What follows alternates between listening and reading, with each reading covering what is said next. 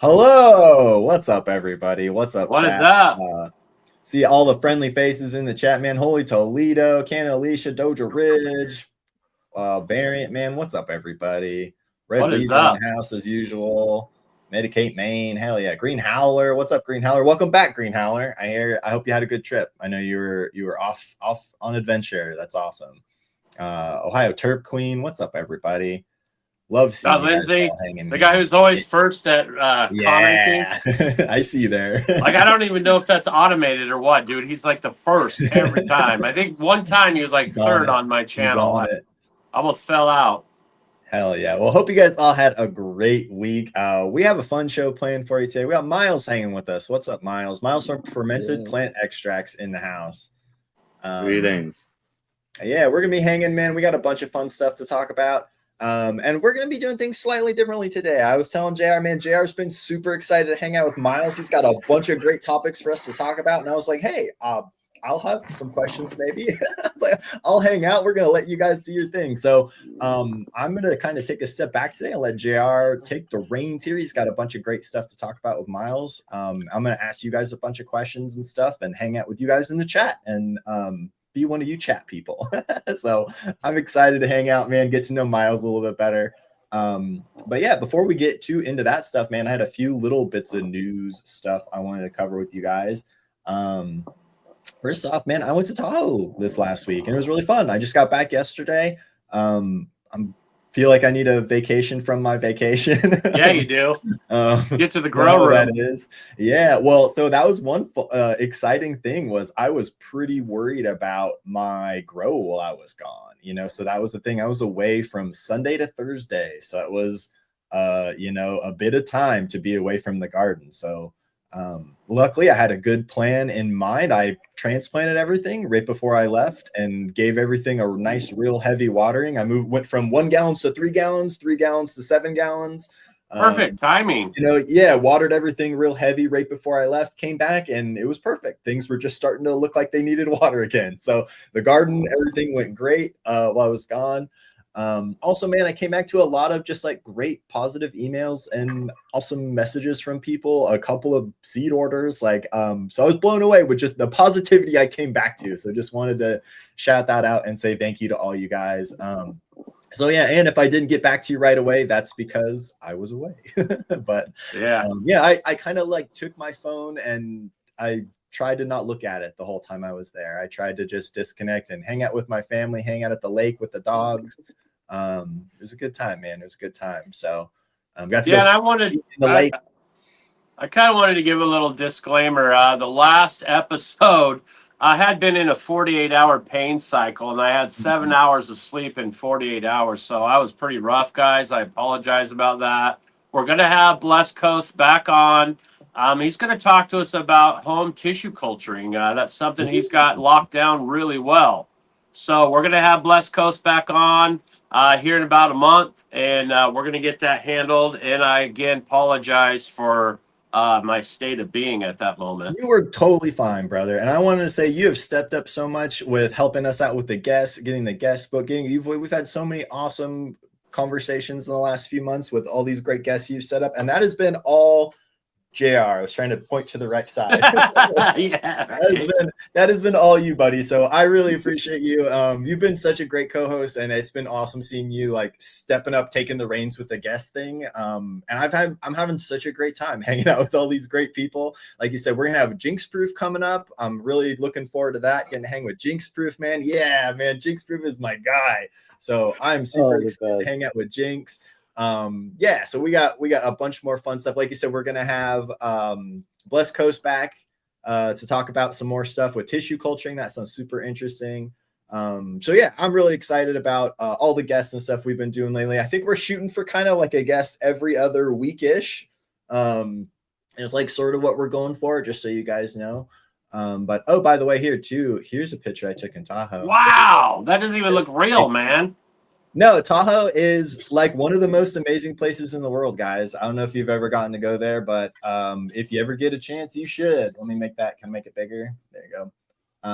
But yeah, man, this was like we had to cross a slightly busy road, but we were like across the street from this little tiny beach that was like sort of private, sort of. And I went down here every night I was there and walked around on the beach and stuck my feet in the water. And I was a cancer survivor technically, so I do not like to go out on the beach and do the sun and get blasted and irradiated. I have a hard time with that. But coming down to the beach in the evenings and like walking around, such a good time, man. I had such a good time just sticking my feet in the water. And Tahoe is like one of the most beautiful lakes you'll ever come across, man. It was fabulous. So yeah, great time hanging out at the lake. Really enjoyed it. And it was good, like I said, to get away from a bit, or get away for a little bit was good for me. I think I haven't taken like an actual vacation in many years. So it was good and good to get some time away with the family. So fabulous. And thanks everybody again. Like I said, I came home to a ton of positivity. So it was great to be away and then great to come home and have such a warm welcome waiting for me. So thanks everybody. That was fabulous. I had like a bunch of great thoughtful emails from people in the crew and people being like, hey Soup, you did such a great job with the seeds. I want to buy more seeds. So I was blown away by the great messages and great positivity. So thank you everybody. What else is on my notes here? Check out the To Be Blunt crew. We've been hanging with those guys. As you know, we've been kind of cross posting. We're on the To Be Blunt TV channel over there, sharing that with them. And they're doing, what are they calling it, JR? The best in the West, the best in the East. Is there a name for the whole thing? Tell us more, JR. It's a bracketed kind of competition. They got to go head to head, and then they move through brackets. And then when they get done with East and West, I think the East and West are going to have a grow off. And it's just a fun way to get people involved. And some people are talking a little smack. It's good. They find their buddies and they, bring it hard, And I was on the To Be Blunt Discord channel this Wednesday. We did a little cloning, quarantining that also led into a lot of the fermented talk that we're going to talk about today with lactic acid bacteria. We were able to talk about Miles coming on. So hopefully a lot of those folks are in the chat today. And if you are, I appreciate you coming on. Yeah, well, and let me show you. Oh, I'm all over the place.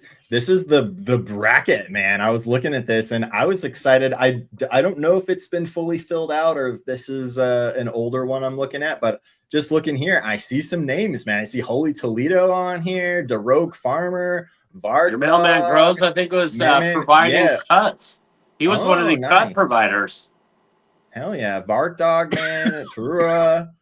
Rogue Princess, man, Canema, like lots of familiar names on this bracket, man. So very cool seeing you guys up here, seeing you guys competing and being a part of this. That's awesome. So just best of luck to everybody participating. I don't know if there's still like room in the I think there is. I think there's a total of 16 that they're doing on the West Coast, and I believe there are still. I'm still waiting to get confirmation of when and how I need to ship things out. But I'll be providing genetics for the West Coast. And I got a lot of really fun shit, guys. Hell yeah. So yeah, go if you're interested in competing, interested in being a part of that, definitely go check that out, man. Or on To Be Blunt. On the channel there, you'll find all this stuff. Cool. Find on the Discord. Super cool, man. It sounds like they need West Coast growers. Yeah, Chunky says. Need West Coast entries. One more thing I want to mention is Seeds for Charities coming up. I believe that's August 4th.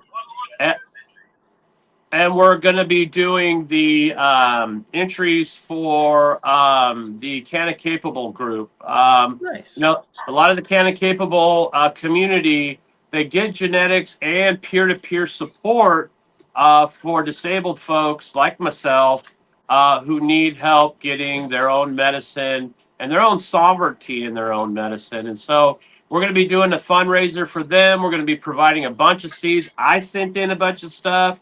Roland Fatty sent in a bunch of stuff. Goodfoot. A bunch of people really stepped up. It's August 7th. Thanks, Goodfoot. I love it when these people keep me straight, right? Keep me straight, bro. That's on top of it. That's right. So yeah, and we're gonna have a bunch of stuff that we're gonna be giving away. So show up, man. It's gonna be a good time. It's gonna be a real good time. Hell yeah. Good stuff. Good stuff. Well, I'm gonna take my moment here to step on back and let you guys go crazy. We are gonna do a seed giveaway later in the show too. That's my last bit of news. I got some Cherry Paloma crossed with the machine number 5 to give away for you guys today. Sweet. Yeah, this is one that I give away as freebies usually, but I haven't gotten a lot of feedback on this one. So I want to see some people growing this one. I want to see some notes and stuff on this one. So I said, what better way than to hand some of these packs out to the crew? So yeah, so really interesting. The machine is Russell Jeff's Arise crossed with the Chem de la Chem. So this is that plus some Paloma. So you're going to get a lot of gas, but you're also going to get some chem and some other interesting stuff. And I'll say that machine number 5 that I used for this particular cross had some like old lady perfume, like smelly potpourri, like floral notes to it too, like some kind of dried flower petals kind of things going on, rose petals even kind of. Sounds delicious. Yeah, so interested in those, man, and interested in getting some more feedback from the crew about how those turn out. So yeah, we're gonna give a couple packs of those away later in the show, and I think Miles has something to give away too, I believe. So yeah, we'll be doing that as well. So yeah, exciting stuff. But yeah, I'm going to shut up now and let you guys dive into some fermented plant talk and some other great topics. And while we're doing that too, we're not going to do Dank Nugs today because I want to feature all the great outdoor stuff that's been going on, man. You guys have posted all kinds of awesome outdoor things lately. So I want to show that and give you guys a chance to shine as well. So while these guys are chatting and talking and stuff, I want to put some of these cool outdoor things up on the screen. Do we lose Miles? Nope. I see him. He's frozen. Mine's frozen. I see a little thing of spinny wheel. Well anyway, the spinning wheel of death. The spinning wheel of disconnection. Yeah, I mean, it's always great having the technologies, I was going through it trying to get on Discord, man. I'm not super Discordy. And so it's like, they're like, bro, you just go to the little room and you just go in the room. And I was like, oh, okay. I was trying to figure it out, but hey, we're here. I want to thank you, Miles, for coming on, man. I looked at the Cannabuzz. The first time we had a conversation was 3 years ago, and it was on Cannabuzz, and it was over a 2-hour episode on KNF. And since then, I've had an opportunity to kind of, get into that whole world of fermentation, and I've been doing a lot of that work on myself as inspiration by you. One of the things about Miles is he's not only a provider of products, he's an educator. So he'll go to like all over the country and he'll do educational opportunities for folks to learn how to, apply these practices towards their garden situation indoor and out, and your vegetable garden as well. And the other thing I also wanted to talk to Miles about, pretty specifically, is the labs and the lactic acid bacteria. I know he froze again, so hopefully he'll be back. But yeah, so we have we have a bunch of stuff. If not, I'll just talk to myself the whole time. Come on, Miles. We'll make it work. I know you're in there somewhere, buddy. But yeah, so oh, he's gone. There he is. He's back. Oh, there you are. You good? I'm not sure if we're good. Not sure if we're good at all. We might have to do a redo on this one. Yeah, it's all right. We'll figure things out. But yeah, I want to feature this awesome greenhouse from Christopher while we're waiting here, man. This just looks fabulous. I love this cool little hoop house thing he's got going on. Looks like it's got some like chicken wire as well. I was noticing like kind of down here, which is great. Love seeing the little shade structure and the little alleyway in here as well. I was wondering if he's doing like a flood thing on this black mat or like what's happening here, like a bottom watering or something. Oh, I see, because he does have pots on there. Yeah, there's like pots sitting directly on the plastic, and like just the way this is set up, I was wondering if what the purpose of this is, or like what exactly is going on here. But very cool. Also, love seeing plants just planted in the ground, man. Always love seeing like full on plants in the ground, makes me happy. So anyway, great job, Christopher. Just want to say fabulous stuff, man. Looking good. Here's a few more. You back with us, Miles? Yeah, I don't know what's going on with my internet or something, but I'm here. Right, sweet. All So good, man. I was just letting the folks know that we're kind of go labs heavy on this conversation, just because it's the foundation for so much of what we can do as gardeners, indoors and outdoors, on our phytosphere and also our root zone. So the first thing I think we should get out of the way is the difference between an FPJ and an FPE.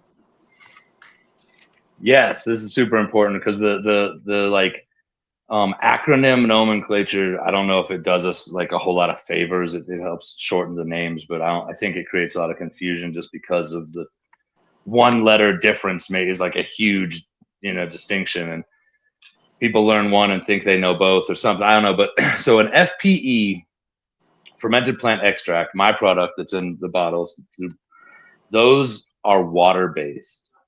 And they are lactobacillus specific, and that you add a specific lactobacillus inoculant as one of the main ingredients.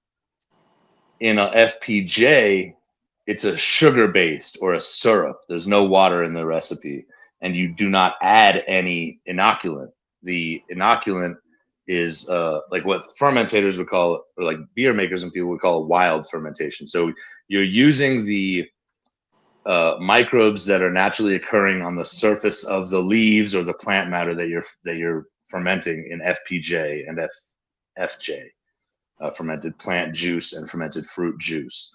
So those are sugar based, and they end up with like a syrupy finished product. And FPE, my product, is water based, and it's watery, and it's specifically lactobacillus. Yeah, and I think that's an important distinction that I don't know if you heard me, but I look back on Cannabis.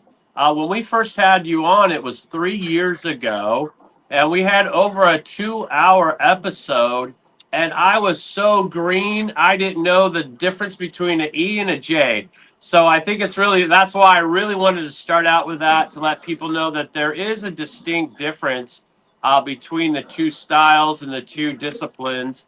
And lactic acid bacteria, like I said, is something that is foundational for not only just plant fermentations, but human fermentations and food applications as well. So now that we've kind of covered that, I think one of the things we could get started with is kind of explain what lactic acid bacteria is, and how we're creating that in our rice wash and our fermentations. So, sure. So lactic acid bacteria is a family. There's many different species that are kind of more tailored for different environments. But broadly speaking, lactic acid bacteria are rod-shaped bacteria that are everywhere. They live inside of animals' stomachs. They live in the air. They live in the dirt. They live in the foliage of plants. They live on the surface of fruit. And there's, like I said, there's different species that inhabit different niche environments. But suffice to say that there's a lactic acid bacteria species that's niche to almost every environment found on Earth. Maybe not extreme, freezing and hot. But generally speaking, lactic acid bacteria is everywhere. It's just in the air. And when we're collecting the rice wash to make the labs, what we're doing is we're using that rice wash water, and we're collecting all the bacteria and everything that's out in the air, unselectively collecting. So then when we add that rice wash water to milk, then we're selecting down from all that diversity of all the microbes that were out there in the air. Most microbes can't survive inside of milk. for whatever conditions doesn't favor, but the conditions are favorable to lactic acid bacteria.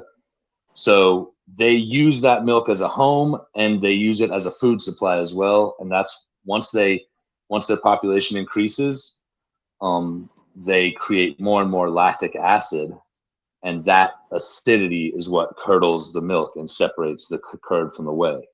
It's a natural, biologically produced acidification of that milk. And then once you have that separation, you're golden.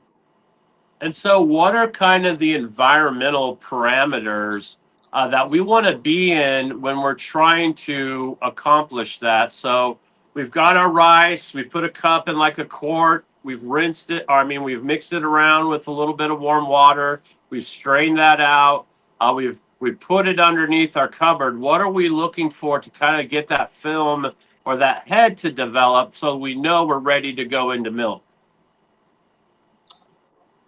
Well, I mean, like, this is kind of like and that's an interesting question. Like, what do you need to do? You wash the rice, you create, or anything. I mean, you don't have to, you can use potatoes, or like if you're rehydrating dried mushrooms, the water that comes off of them is a great collection.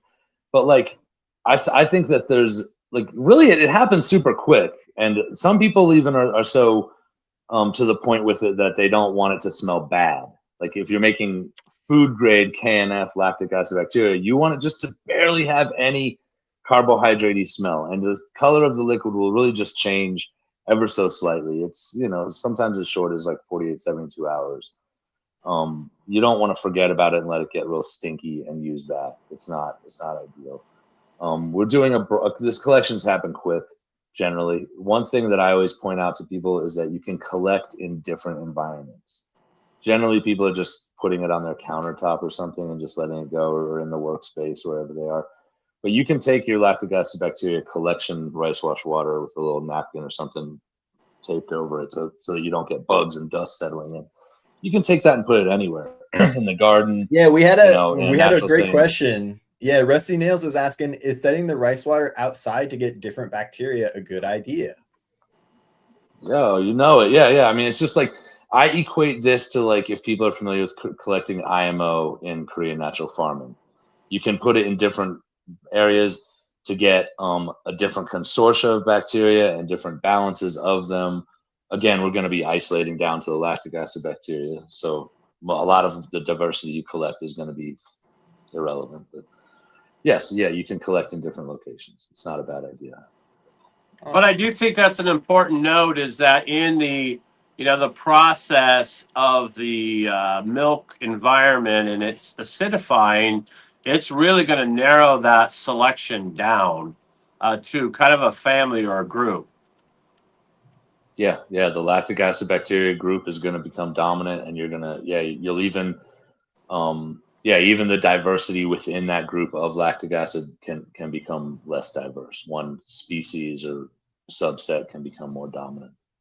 And I will say that like your summer batches, or if you're in a warmer environment, they're going to set up shop faster, quicker than if you're in kind of a colder, climate or environment.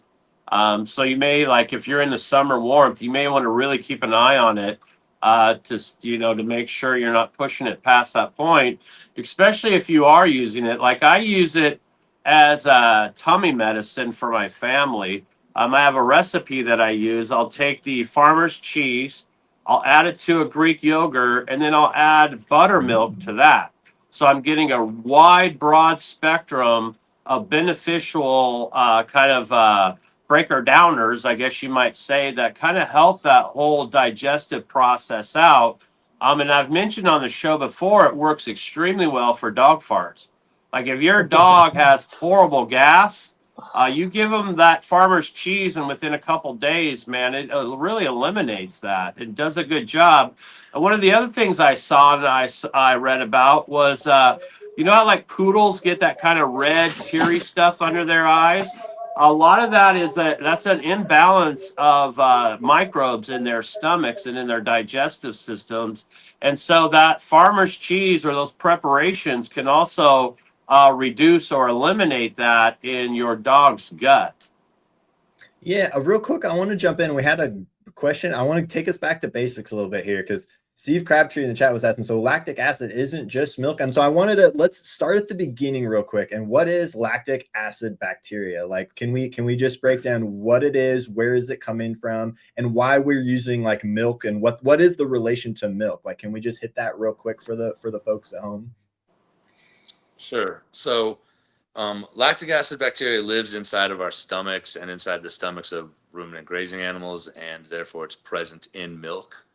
But again, it's present all over the place. Like there's species of it that live everywhere. The reason we want to use it, the reason we're interested in lactic acid bacteria for our gardens, is primarily for two of its qualities. One is anti-pathogenic, which means it is against the things that are against life. It's a anti-pathogen. So the pathogens are the diseases, viruses, pests that are preying upon living things, that are trying to take down a living thing for its benefit, so to speak. Lactic acid bacteria will not hurt living things. It will only break down things that are already dead.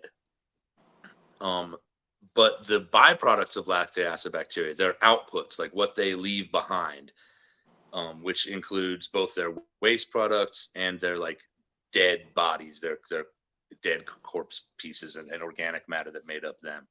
Those are made up of what we call secondary metabolites. These are things that the bacteria produce that aren't necessary for its life, which are like kind of secondary, like waste products. And so by feeding, so lactic acid bacteria's secondary metabolites are anti-pathogenic. That's like the number one thing we're looking for from this bacteria.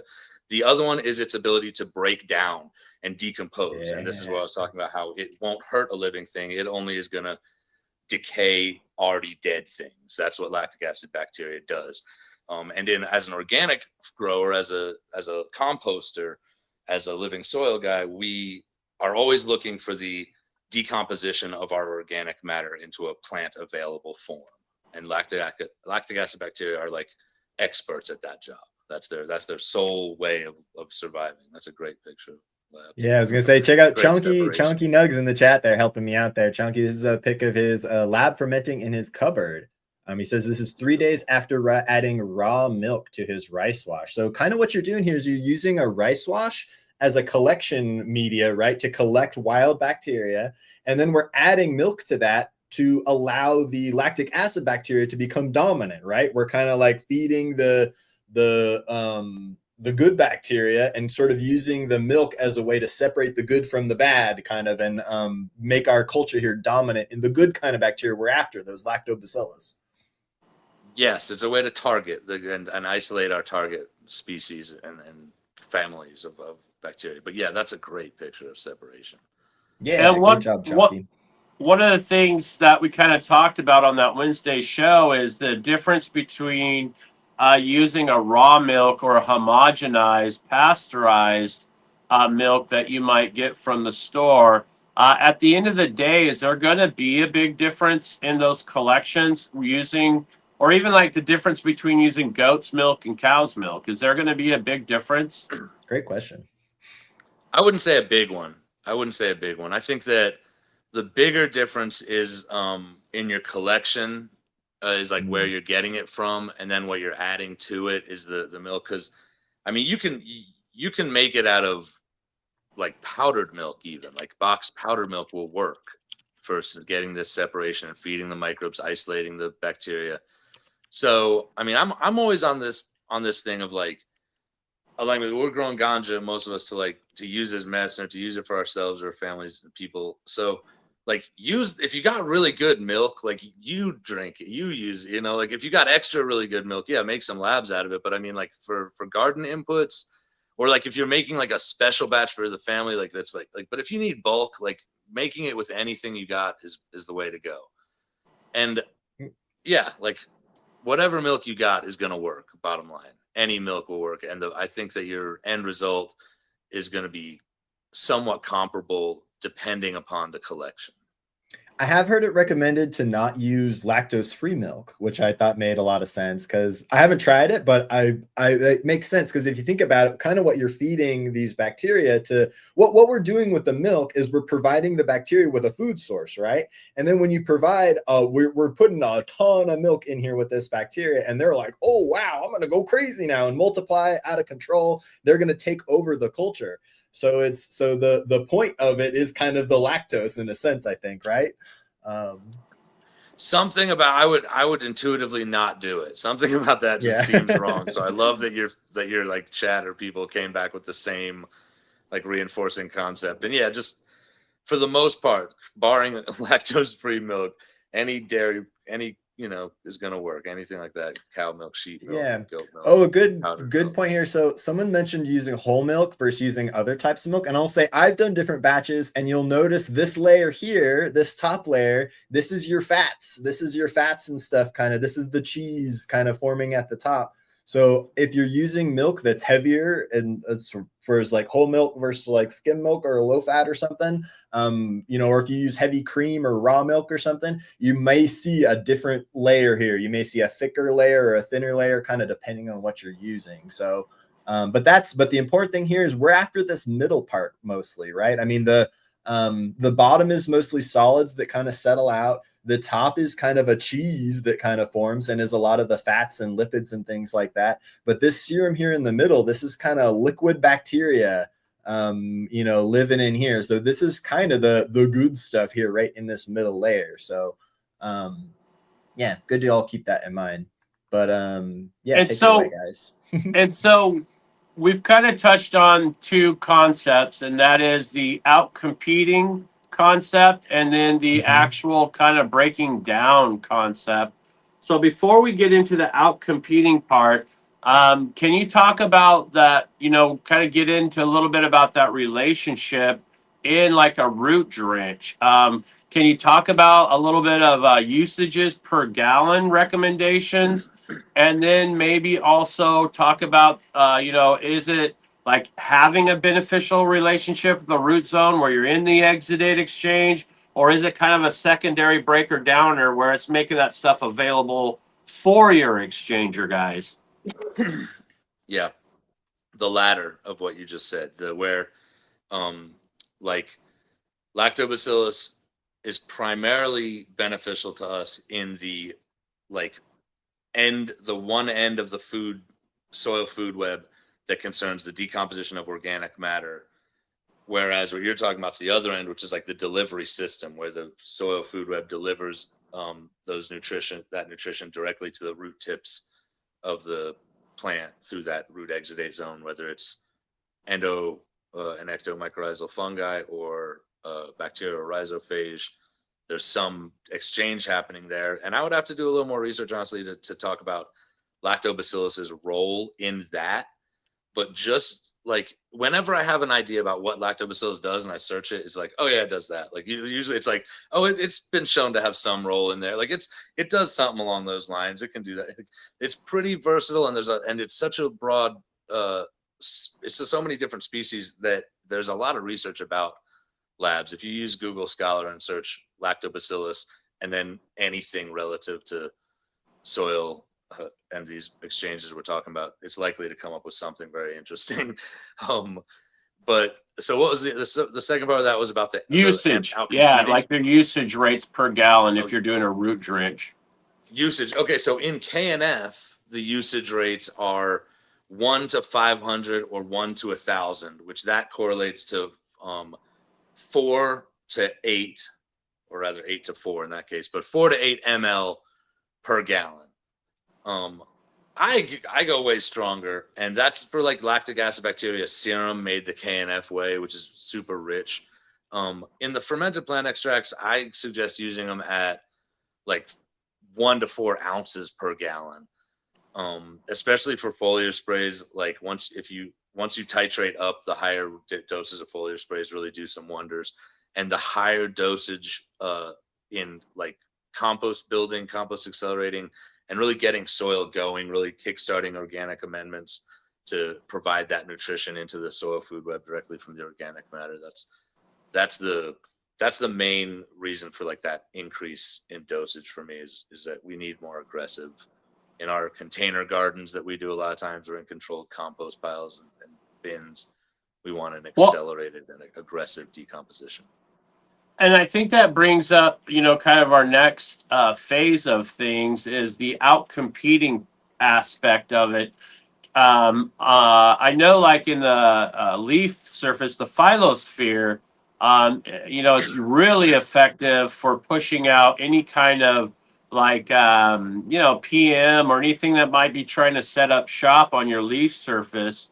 But can you kind of talk about in your root zones, what are the things that like indoor growers or oversaturator, overwaterer growers might benefit from using this?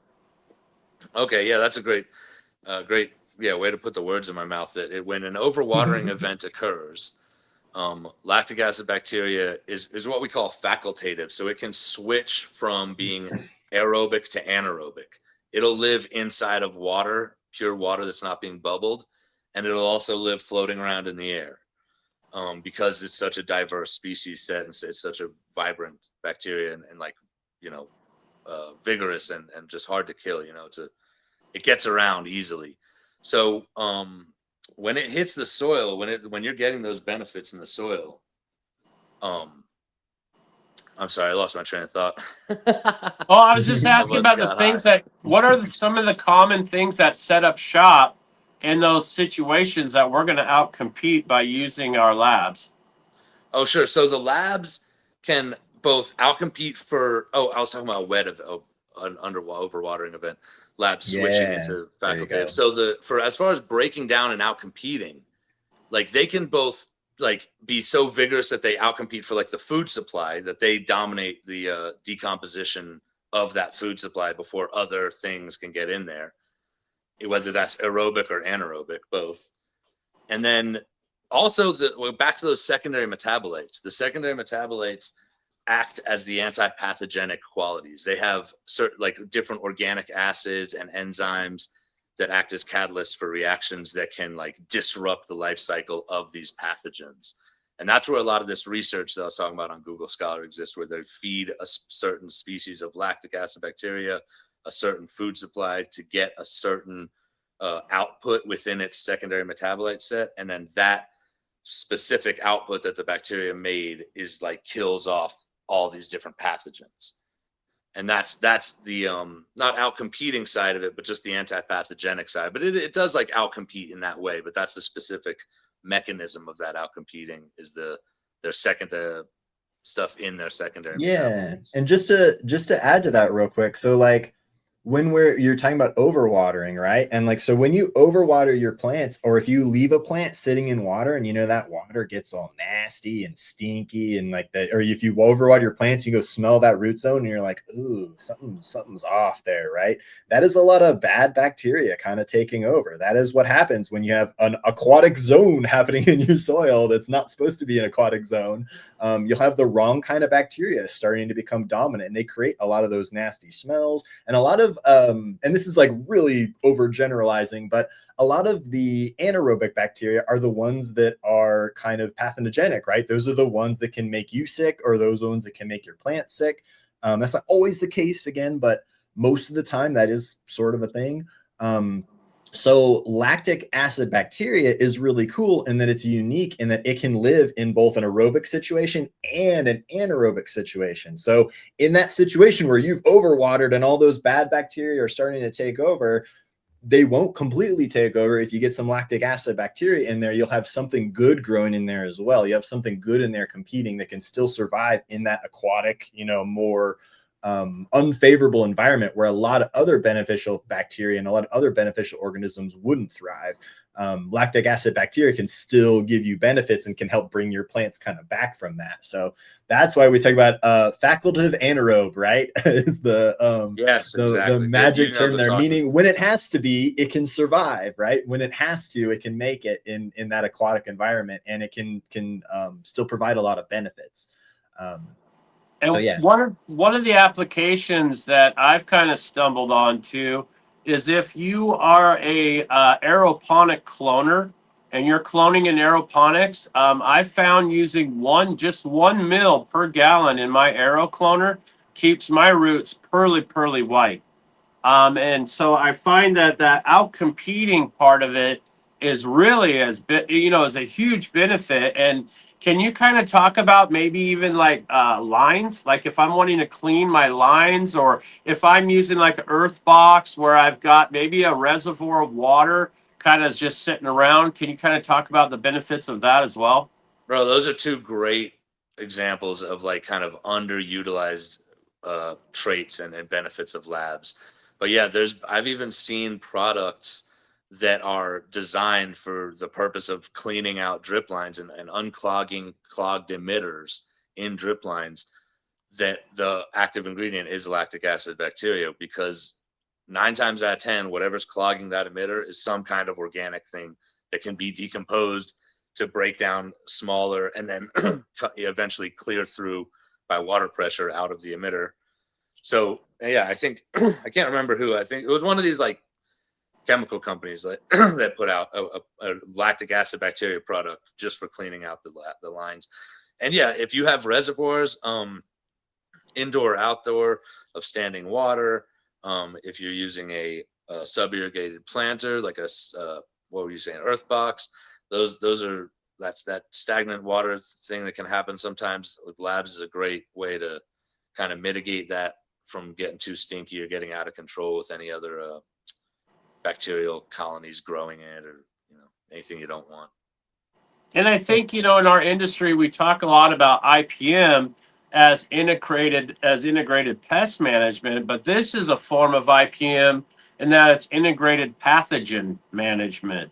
And that is also valuable, like we kind of touched on the leaf surface. Can you kind of bring us some game on how to foliar feed and what we're going to benefit with our foliar applications? For sure. And again, this is like, I believe a lot of the benefits of this is from the secondary metabolites. From like, you get some benefits from applying the living bacteria to the surface of the leaves. That's going to diversify and enrich the phyllosphere microbial zone. But the secondary metabolites that are already present in a fermented plant extract specifically are really going to provide some next level. Like that's where a lot of the biostimulants and the specific enzymes, again, from feeding these bacteria a specific food source, you get these different outputs that have very like specific and desirable effects in different settings. That's why, like, the pumpkin and peach for bloom, the comfrey for veg, these specific outputs within that secondary metabolite outputs are really giving the true like visual, when you're like, holy, I sprayed it and like a day later they look better. That's the secondary metabolite mix, which can also contribute to getting rid of pathogens as well, like I was talking about. But the living bacteria applied directly to your phyllosphere, those are also giving benefits. And with a constant spray regime regularly, you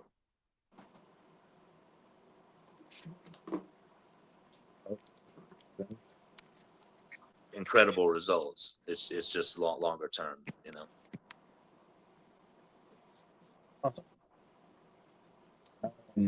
Yeah, no, I mean, I like think about lactic acid bacteria as a foliar, providing both kind of an IPM benefit, and then also in the form of ferments and in other products providing nutritional benefits as well as other secondary metabolites like you're talking about. But yeah, just with what we were talking about without competing, if you think about like powdery mildew and other nasty things that can grow on your leaves, or other bacterial spores, or other fungal issues that can pop up, I found labs to be really effective at out competing those things.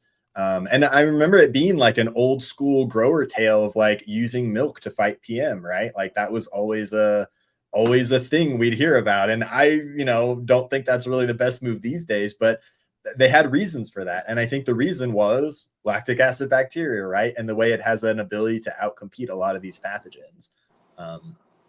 Yeah, 100%. Pretty cool. And I think the milk thing might have been like a interpretation of what the reality, where like people knew that these like master grower people or these heady like rose growers or whoever were like doing something special with milk, you know, and it involved like getting it on the plant, spraying it, and like putting it in the soil. But it wasn't that, you know. I think it might have just, that might have been like a like worst case scenario, you could use some milk, but that's not really the way. Like, and when I was first introduced to lactic acid bacteria by somebody, a actual horticulturalist I really respected, he told me that it was like a trade secret among like high end people who are good at trees or, you know, fruit or whatever, vineyards or whatever. Yeah. Flowers. Yeah. So, one of the things is like say I'm a small tent grower and I've got my gallon of, I've made my labs, and maybe I'm not using it as often or as much as it's maybe going to kind of use up its fruit source and kind of not be as effective. Are there ways I can add stuff to my labs to extend it, and maybe like some environments that are best to kind of have longevity in our labs? For sure, for sure. I always say store in a cool, dark, dry place. That's like a garage or a basement, you know, out of direct sunlight. If you leave a bottle in the sun for a few days, I mean, yeah, it's probably fine. You know, you don't. I do have like a regime for when it goes bad, when labs or ferments go bad. It's pretty obvious. But the storage of them is really just like they can be kept really long term if you keep them cool, dark, and dry. As far as extending it goes, that's really like super simple. And it's just, I believe it's like for EM1 they say 40-1, I think, and it's you know, some people go 100-1, but I think the vigor of your like starting colony has to do with that. But it's literally just like more water, more sugar as a food supply, as like the fast acting food supply, and your starter. And like I was saying, Like maybe we could add a little, like a teaspoon of molasses to the gallon, and it's might help extend it. Yeah, no, that's what I'm saying. It's like 1 part sugar, 1 part inoculant, your labs or your EM1 or your ferments or whatever, and I would say like 20 to 40 parts to like, to get really like, depending on the strength of your mother, like 20 to 40 parts water. And that molasses is going to act as your fast acting food supply that's going to kickstart the bacterial growth. You know, and if you wanted to be fancy with it, you could just add plant matter to that recipe and you're making an FPE. You know, you're basically doing sugar, water, plant matter, and making an FPE. You could add, like my recipe for FPE is 1:1 to 100, but if you're using 40 parts water, you're just, you know, you can just back off your sugar a little bit and use a lot of labs. And yeah, you can, from there, you can really like just go whichever, if you want to make a mother nectar that has no secondary metabolites based on the food supply other than sugar. And I always like to say, like, you are what you eat, just kind of like the microbes are what they eat. If you just feed them sugar, that secondary metabolite consortia is kind of like basic, you know, all they ate was molasses. You know, Medicate Main was asking, but yeah, for sure. Medicate Main was asking, is the fridge okay to store it, and how long can you keep it in the fridge? Oh yeah, definitely you can store it in the fridge. It'll last much longer in the fridge. I mean, the fridge is the ultimate cool, dark, dry place, right? So yeah, fridge will work for sure. The KNF trick is like, once you make the labs, you add, and this might be excessive, but you like super saturate it with sugar until they would say add 1:1 molasses to your lab serum in KNF, and that would super saturate, which means you can no longer stir in and dissolve any more molasses in there, so much so that you'll get some molasses settling out at the bottom. You know, and that's kind of, again, you're just like doping up your microbes on sugar and kind of putting them to sleep and saying like, yo, like, let them eat cake type thing, you know. Yeah, let them eat cake. But it's fine. It's good for that. storage. It's good for storage, but it's like, in terms of like feeding a population, I'm always like, give your microbial population a superfood. Give them like a hemp or a comfrey or a pumpkin or like something That vital. kind of transition us into the next aspect of it is, now that we have that base, that base of ability to break stuff down and make stuff available. As we're kind of looking at using it in a pumpkin or a comfrey or something like that. Can you kind of talk about, when it breaks it down, what is it making available? Are some inputs better for almost a standalone like fish? Or are they all going to kind of do just basically the microbe feeding aspect of it? Or is there going to be actual nutrients that is going to be made plant available in those FPEs? 100% there's nutrition in them. Like, it's not huge. It's not like you're gonna get like a 5-5-5 or 10-10-10. Like if you send them to a lab, you might not be like, if you're looking for fertilizer aspect from these things and you send it to a lab, you might not be happy with the results. Most of the ones I've tested are like 2 or 3% max, and oftentimes under 1% on the low. So, but it does vary based upon the food supply. 100%, like your nutrition, all kinds of benefits are variant based upon food supply that you give them. Which is like kind of a good argument for just like a kitchen sink version. If you're just brewing one for your season and you're doing an outdoor and you just got a barrel out there and you can slap a lid on it or a 5-gallon bucket or something, you just pull all your clover and your dandelion and all the stuff that's coming up, your alfalfa, whatever's coming up around you. Thistle's a great one, super vigorous, grows literally like a weed everywhere, all over. But yeah, the nutritional value is definitely present, and it's not, even though it's low by fertilizer standards, it's not at all insignificant. It's very, I like to think that with all the biostimulants and enzymes and all the other beneficial things that are going on in that secondary metabolite mix, the nutrition is like more effective because of everything else that's going on. Like the 1 or 2% nutrition value that's in there for NPK might just do more because of what else is going on. Yeah, so if I'm doing a fish and I'm doing it more for veg, and I'm doing a pumpkin and I'm doing it more kind of for flour, how is that impacting like my nitrogen levels versus my phosphorus levels whenever I'm trying to do these applications? Yeah. No, conceptually, you're getting less nitrogen from pumpkin as you would from like hemp or from a comfrey leaf, something that's green and actively photosynthesizing, and like its main function is to photosynthesize those leaves and those green parts of the plants. That's going to produce more nitrogen and have more effect on vegetative growth than, say, a pumpkin, which has less nitrogen. Not to say low nitrogen, but just comparatively. Yeah, and there's also like there's like a signaling that happens where the plants are like being fed. The microbes can signal to the plants what stage of growth they're in, and where the food supply dictates the growth cycles, and the plants' growth cycles can be more selective based upon their food supply and where they're at in their life stage.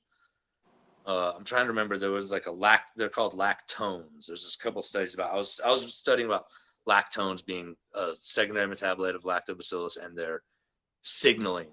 They communicate with the rhizosphere and the root zone, and the roots and the microbes and the roots. And now, one thing I kind of want to circle back a little bit is, you had mentioned earlier whey. Is this, this is kind of a byproduct of like goat cheese, like farmer's cheese, goat cheese, that kind of thing. If I go to these places and I ask for their whey, am I kind of basically getting the same thing, but without doing all the work? Whey is so vital. Yes, no, whey is such a vital whey product from dairy industry. And yeah, if you got access to some like heady cheese, good milk, good whatever, goat, sheep, cow, anything, like the whey is such a vital byproduct, and it's a strong lactic acid bacteria serum. It's you're in that instance you're getting more of the microbes that are living around those goats, on the surface of the goats and in their stomach and in their digestive tracts and in the milk. That's the consortia of labs you're getting. And so now when we're doing like a root drench, say we're top dressing our amendments and we're watering in with our labs, is there like a pH range we need to worry about, or is it just labs to water and go? Hold on, let's repeat that. What were we saying about labs to water and go, or what? So like if we're doing like a top dress, say I got my Crafts blend from Build a Soil, that's my top dress, and I'm just watering in with the labs to kind of help things break down and be available. Is there a pH range with that mixture of labs and water I want to be in, or is it just good to go even though it's acidic?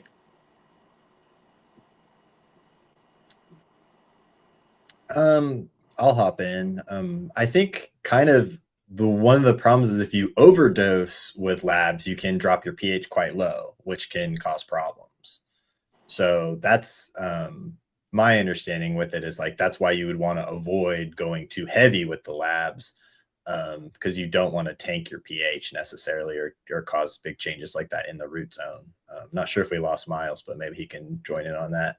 He's trying to rematerialize. Look at that. He's He's trying to rematerialize. Come on, right here. Transporters there you are. Sorry, I don't know what's going on. It's all good. I was gonna say you can just dilute it like 1 to 4 ounces per gallon and put it on your craft blend, like water it in. But I'm more trying to. I need to make some content about this, about taking your craft blend or your amendments, whatever they may be, and before you put them down on the soil, pre-soak them in some labs water. I like water that. them as if it's like as water it in.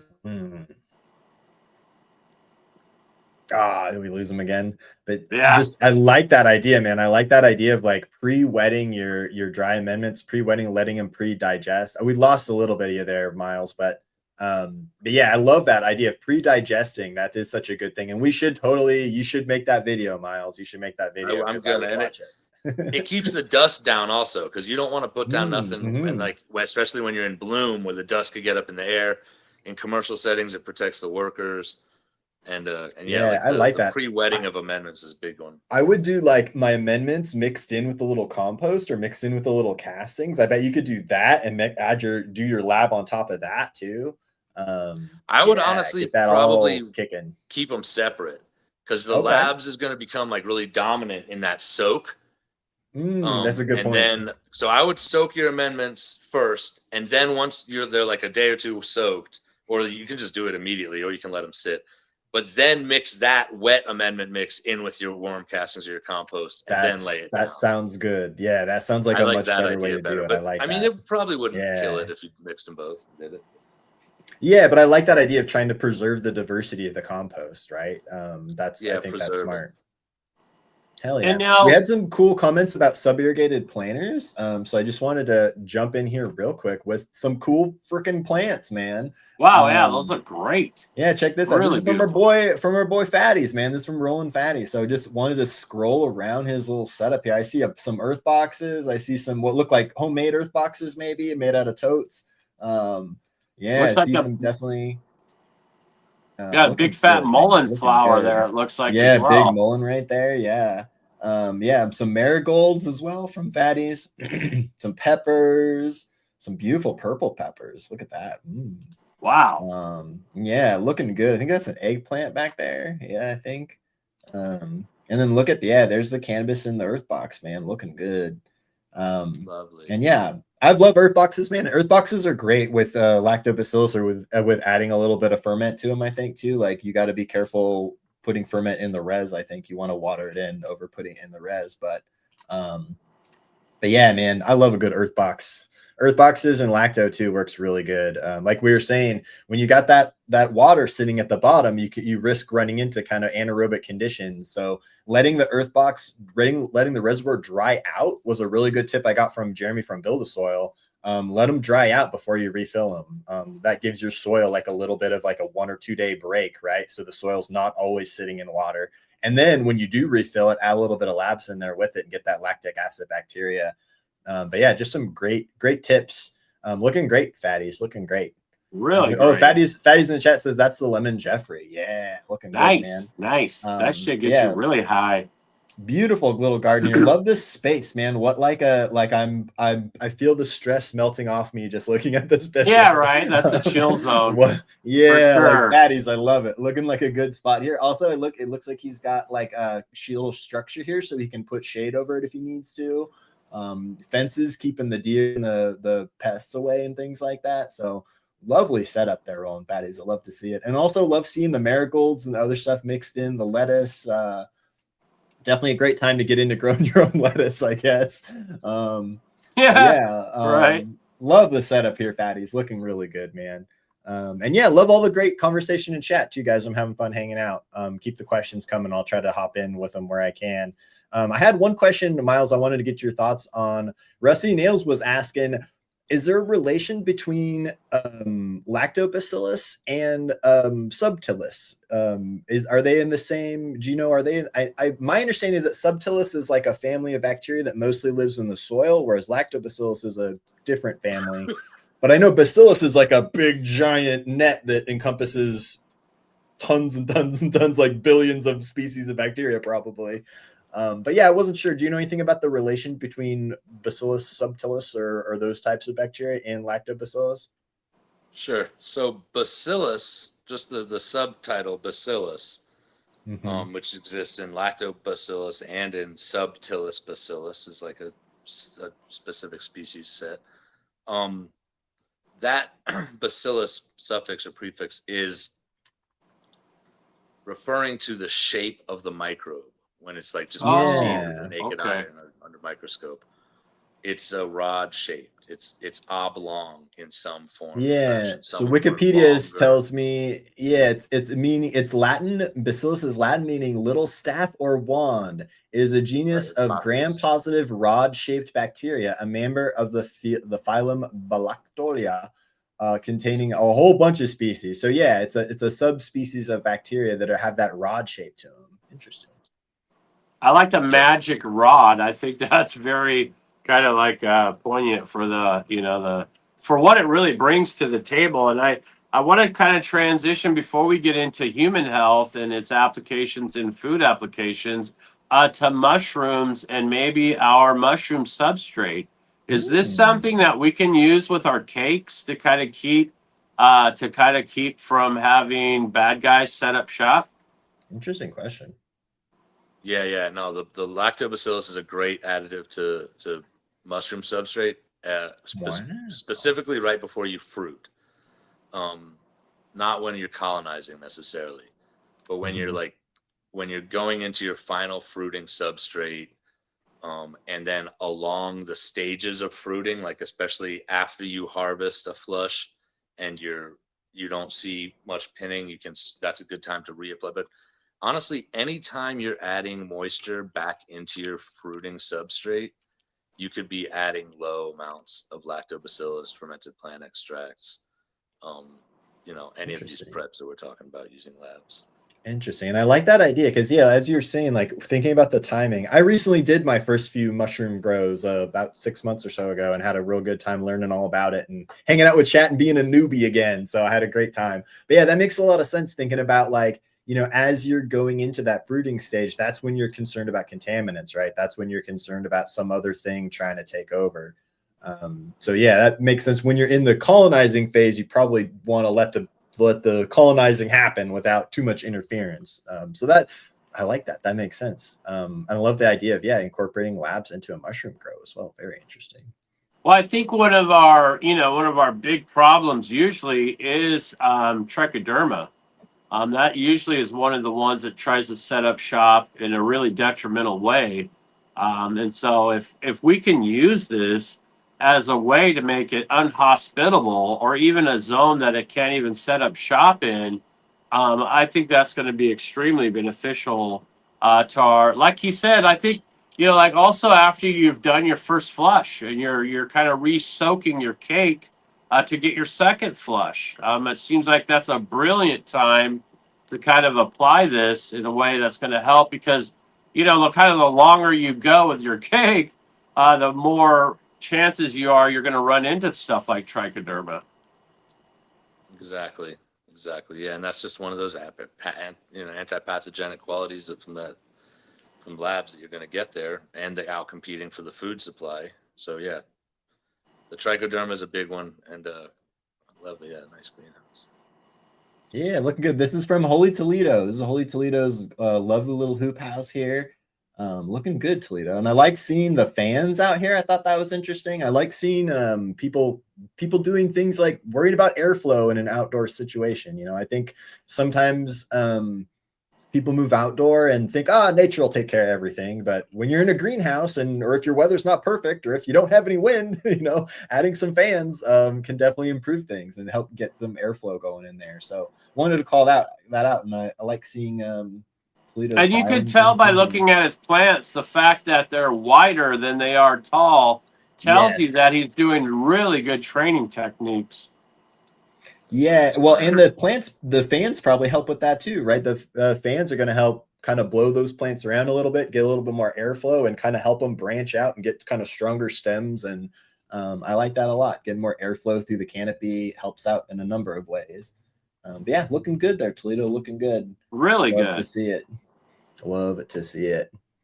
And so now that we've kind of touched on the aspects of the plant, I want to talk a little bit about, the human biology and its applications to food preparations. I think a lot of people are familiar with like Tabasco sauce or kimchi.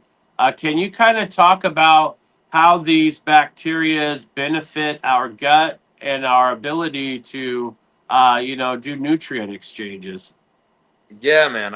This is something that I'm really interested in studying more about, and I really wish I could speak more upon, like with confidence. But like the benefits of them in our bodies again is in coming in two forms, and the one is from the living biology, like the inoculation of lactic acid bacteria into our stomachs and into our digestive systems, and then the other benefit is from the secondary metabolites.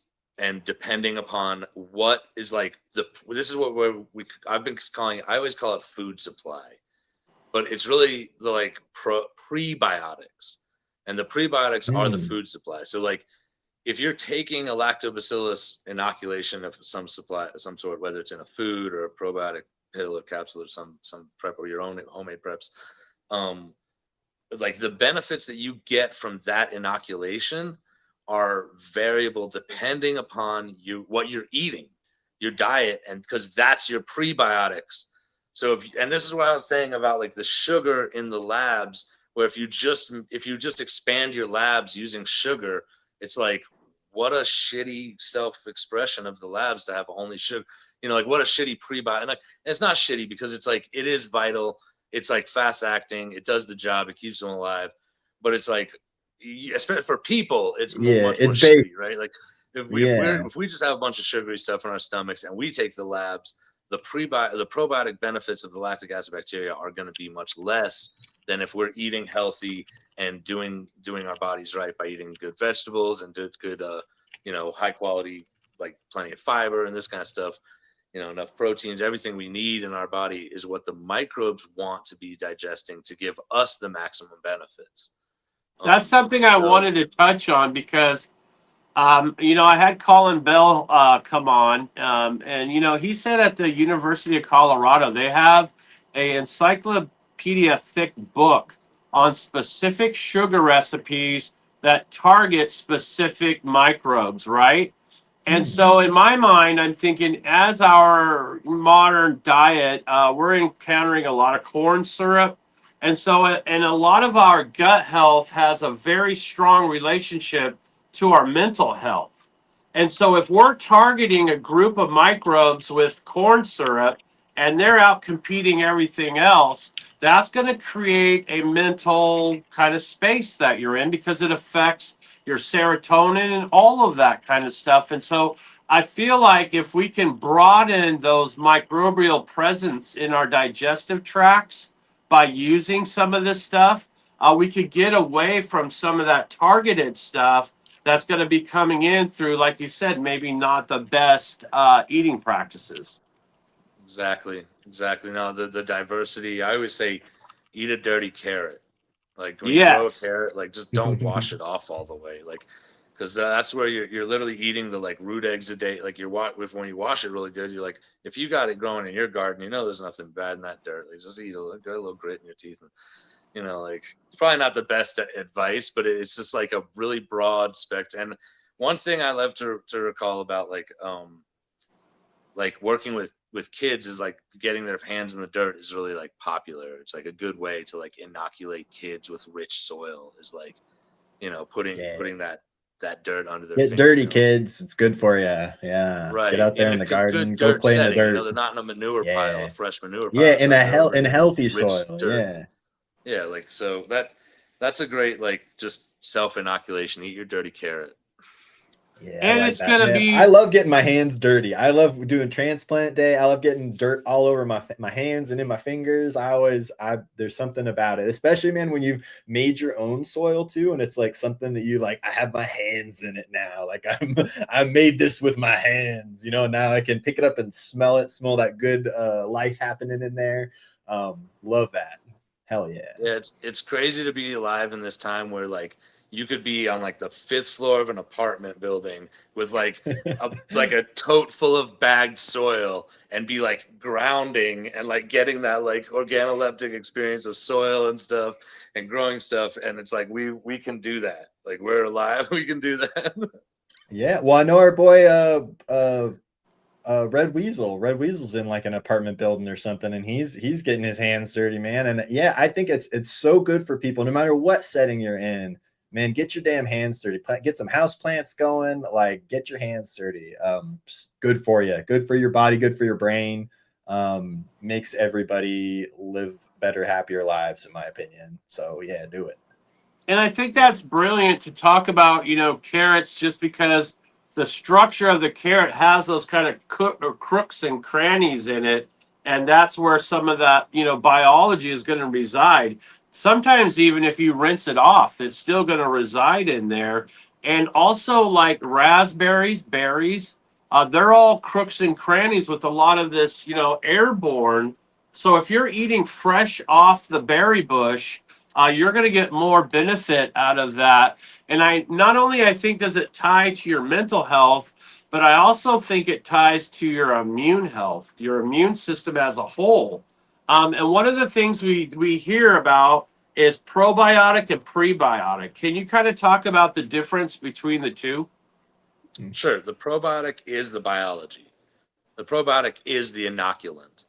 That's the living or colony forming units. That's like the living bacteria or whatever it is.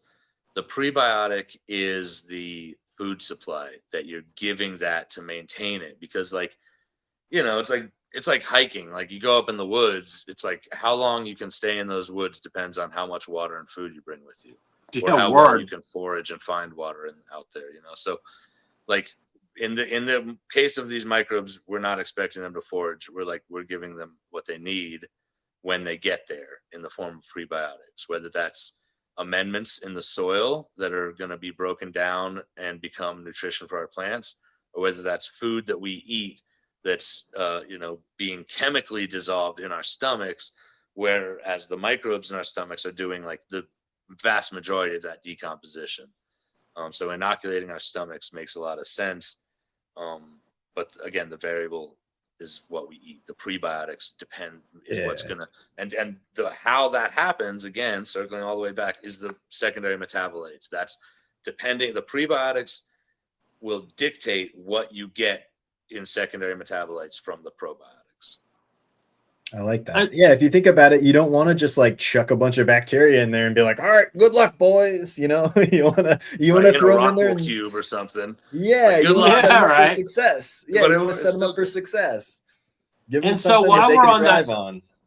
while we're on that subject of kind of gut health and human health, can you kind of talk about, because I know like there's new studies about sauerkraut and antidepressant.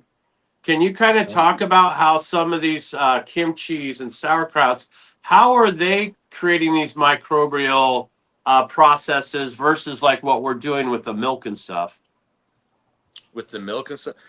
Um, well, okay, so again, like if we were talking about kind of like a wild fermentation or like just existing in nature microbes, one place that's always been like very commonly accepted to have these microbes in it is cabbage.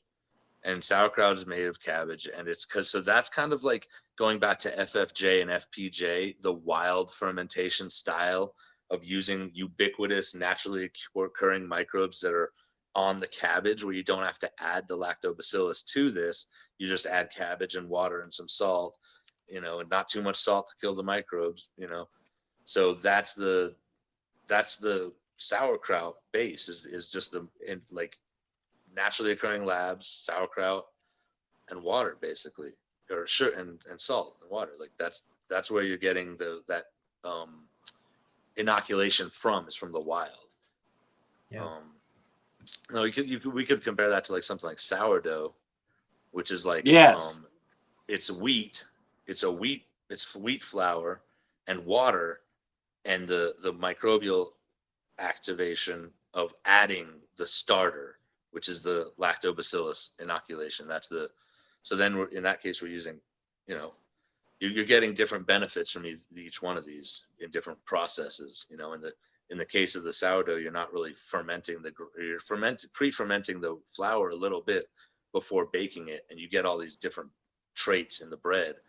Whereas the sauerkraut is literally just like pre-digesting it. The microbes are just kind of pre-digesting this uh, cabbage or food, whatever you're adding to that. Kimchi is cabbage and all kinds of other stuff, good stuff, peppers and onions and geez, all the goodies. Kimchi can be made, Yeah. but yeah. So in that case, you're getting a pre-digested uh, and pre-broken down and a higher microbial population and all the secondary metabolites in that.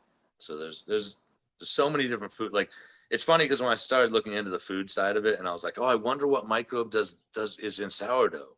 Oh, it's labs. Oh, that's interesting. Yeah, Oh, I right. wonder what the microbe is in this one. It's like, wait, it's lactobacillus.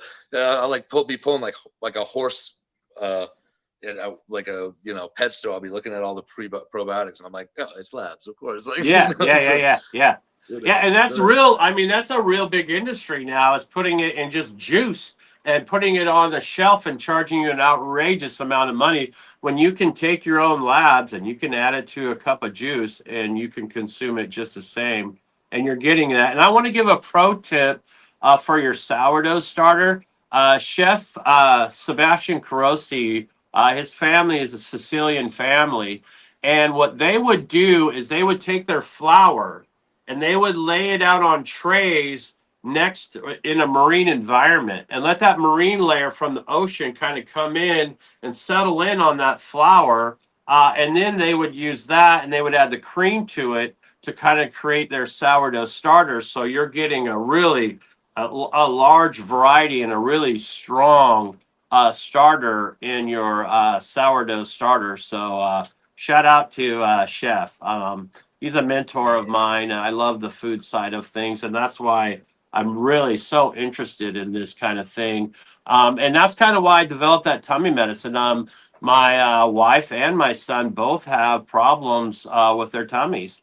And so by adding the buttermilk, the farmer's cheese, and the Greek yogurt together, you're really expanding the group of folks that are going to set up and maybe outcompete some of that stuff you've been targeting with your corn syrups, or maybe not the best lifestyle of eating just in general. yeah, processed foods, it's in some like people's lives are unavoidable, but like, or hard to avoid. At least I wouldn't say unavoidable, but Yeah, and another one I would add to that, I don't know if you mess with it, is kefir. Oh, it's so like such a vital additive to the diet. Like even if you just have like a half of a Yeah. quarter cup a day or something, it's such an interesting I got change. I into was never into dairy, and it's water so good. kefir. Yeah, I got into water kefir, not the dairy kefir, but like the water, which is I think like more yeast based. I got real into that when I started having digestive problems like a decade or two ago, and was doing like the water kefir recipes, which is kind of like a fizzy soda you can make. That's like a fermented fizzy soda type of a beverage that has good benefits for your belly too, and you can flavor it and do other things with it. But yeah, man, so much of the food we eat that's fermented is so good for you, and so much of it is lactobacillus. At the end of the day, we're talking about lacto, and it's really such a diverse, like useful thing. It's kind of amazing how many different ways you can make use of it, and how many different places it sort of pops up in our lives. I love that. I love that. And yeah, so many of these things that are like you said, like fermented foods, they're so good for you, and they can be so good for helping balance your gut out and just bringing your overall health level up. I think it just encourages better digestion, so many things for human health. But yeah, super cool stuff, man. Super cool. Just to kind of answer the chat, yes, cherry plum Yeah. is available. Get a hold of me, brother. I'll take care of you. The cherry plum Yeah. is definitely on the menu. I got a really good menu out this week. But I want to also talk to you, Miles, because I think kombucha is something that you could kind of speak to. Can you kind of talk about that process and what that's bringing to the table? Oh, for sure. Well, kombucha and jun is another very similar drink, and also vinegar. These all kind of act in the same way. They're all different species or consortia of microbes that create their own environment. Just like lactic acid bacteria creates lactic acid, and that's how it curdles the milk, and that's how it creates its own environment. Like, for example, not to get away from your question, but just to lump these together, the kombucha microbes, but acetic acid, which is vinegar, those microbes they'll create their own environment. Like when you use a vinegar starter, it's basically some kind of sugars, water, and the vinegar starter. Like, and when you make kombucha, it's water. They use tea a lot of times instead of water as for flavoring. Some sugar and the starter kombucha microbes. Same with jun. It's like it's the same process of like aqueous fermentation or wet fermentation of liquids that is just using sugar as the like most basic food source. And again, each one of these consortia of microbes is going to create its own unique set of secondary metabolites based upon the prebiotics that those probiotic consortia are being fed. This is something we do in KNF, where like after we make the FFJ, FPJ, we make the vinegar. And you basically just take the dregs of your FFJ or FPJ and mix it with water, and that's already sugar rich. So you mix it with water and you add a acetic acid microbial like starter, your living vinegar starter. That's gonna turn into vinegar. It's a very similar process when you start exploring these. It's like very like it's almost like just a set of instructions that's replicated over every species of microbes that you can do, water, sugar, and the inoculant, and you're likely to create more of that under various like controls of the environment and make sure that the environment is within the parameters of each microbial population. But vinegar is a great one. Kombucha is a great one. And I've definitely used a lot of kombucha on plants. I personally think that like the vinegar might like have some better benefits for foliar. And that's where I kind of was mostly using kombucha. Since I got into KNF, I've kind of switched to using of living vinegars more than kombucha. But I think if kombucha is something you're using already or you're into already, like this is the correlation you're talking about with your family so much, dude, where you're like putting it from like the kitchen to the garden and back and forth, You know, Yeah, like right. if you have a sourdough bread that like didn't, or a sourdough starter that doesn't make right, like you throw that on the compost pile or in your soil that's becoming enriched, your cooking soil or something, you water it down and you feed it to everything, or you just dump it in the compost pile. That's the richness. Like that's the connection of like failed kitchen things. It's like, oh, all the probiotics elements are still there. It's just not organoleptically like to my senses appealing anymore. The smell, the texture, the taste, you know, my partner doesn't like the smell of it or whatever. Like, you know, you got to get rid of it. It goes to enriching the soil. And then that ultimately goes to the next crop, and that you get the benefits of it back in like eventually. And the system benefits from it, big picture. So that's really like the cool part of like a lot of what we're talking about, and the connections you've made with our conversation today is that, especially if you cook your own food, especially if you're active in the kitchen, you know. So when you become active in the kitchen, you start tinkering and doing these little fizzy soda things and like water keeper, and you start doing the kombucha, and you start making your own lactobacillus and using on your family. You start eating the cheese, the curds from your labs, you know, and all this tinkering is just like, that's really for me, like as like a foodie and a grower and a lover of flavors and hash and all this stuff, you gotta really enjoy where everybody takes it in that direction. And I really love to see, like, especially you talking about your family and helping them, talking about fixing your gut with the water keeper. Like that's really the richness of this experience, because like we all came together thinking the richness was the ganja, and the ganja is the great enrichment.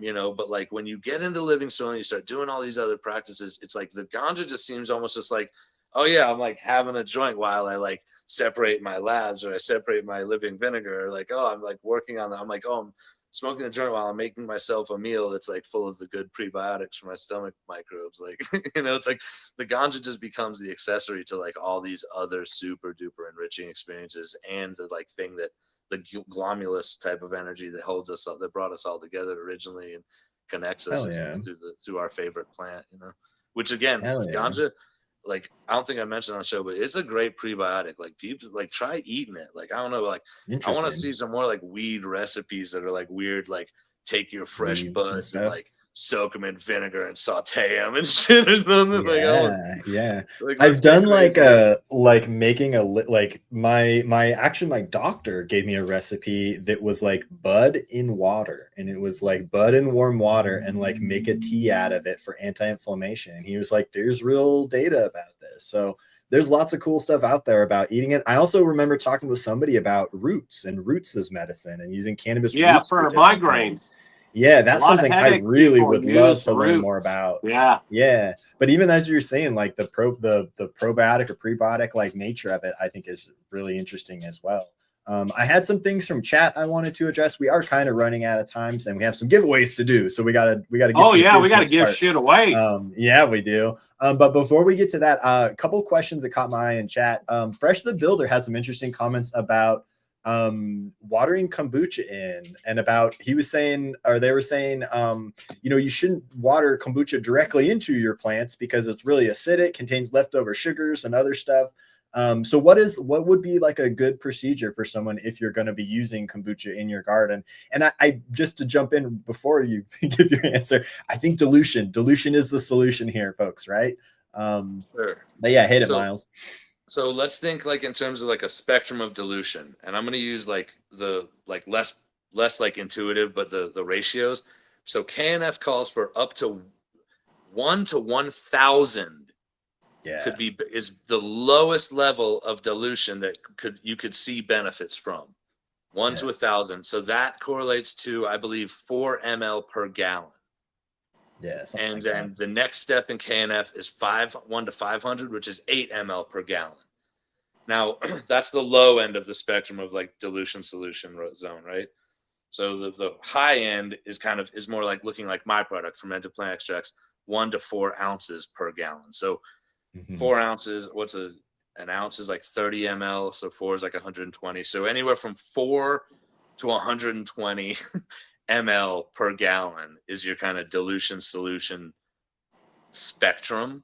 Excellent. And you know, that's, you know, that's intuitive, based on your own decision making and thriftiness, and like, and also just kind of like your both cost availability or your capacity to making it yourself. If all you can make is a 5-gallon bucket, but you need to treat a whole field, like I'm never going to tell somebody not to do something because it's so insignificant. And that's because I saw a study one time about earthworm castings where they used 1 pound of earthworm castings to make like 100-gallon tea, and then they put that on an acre, and it was literally a 1 pound of earthworm castings to an acre application, and they saw benefits. So like, just if you're worried about using it so low, it's like too little, like it's probably not too little to make a good difference.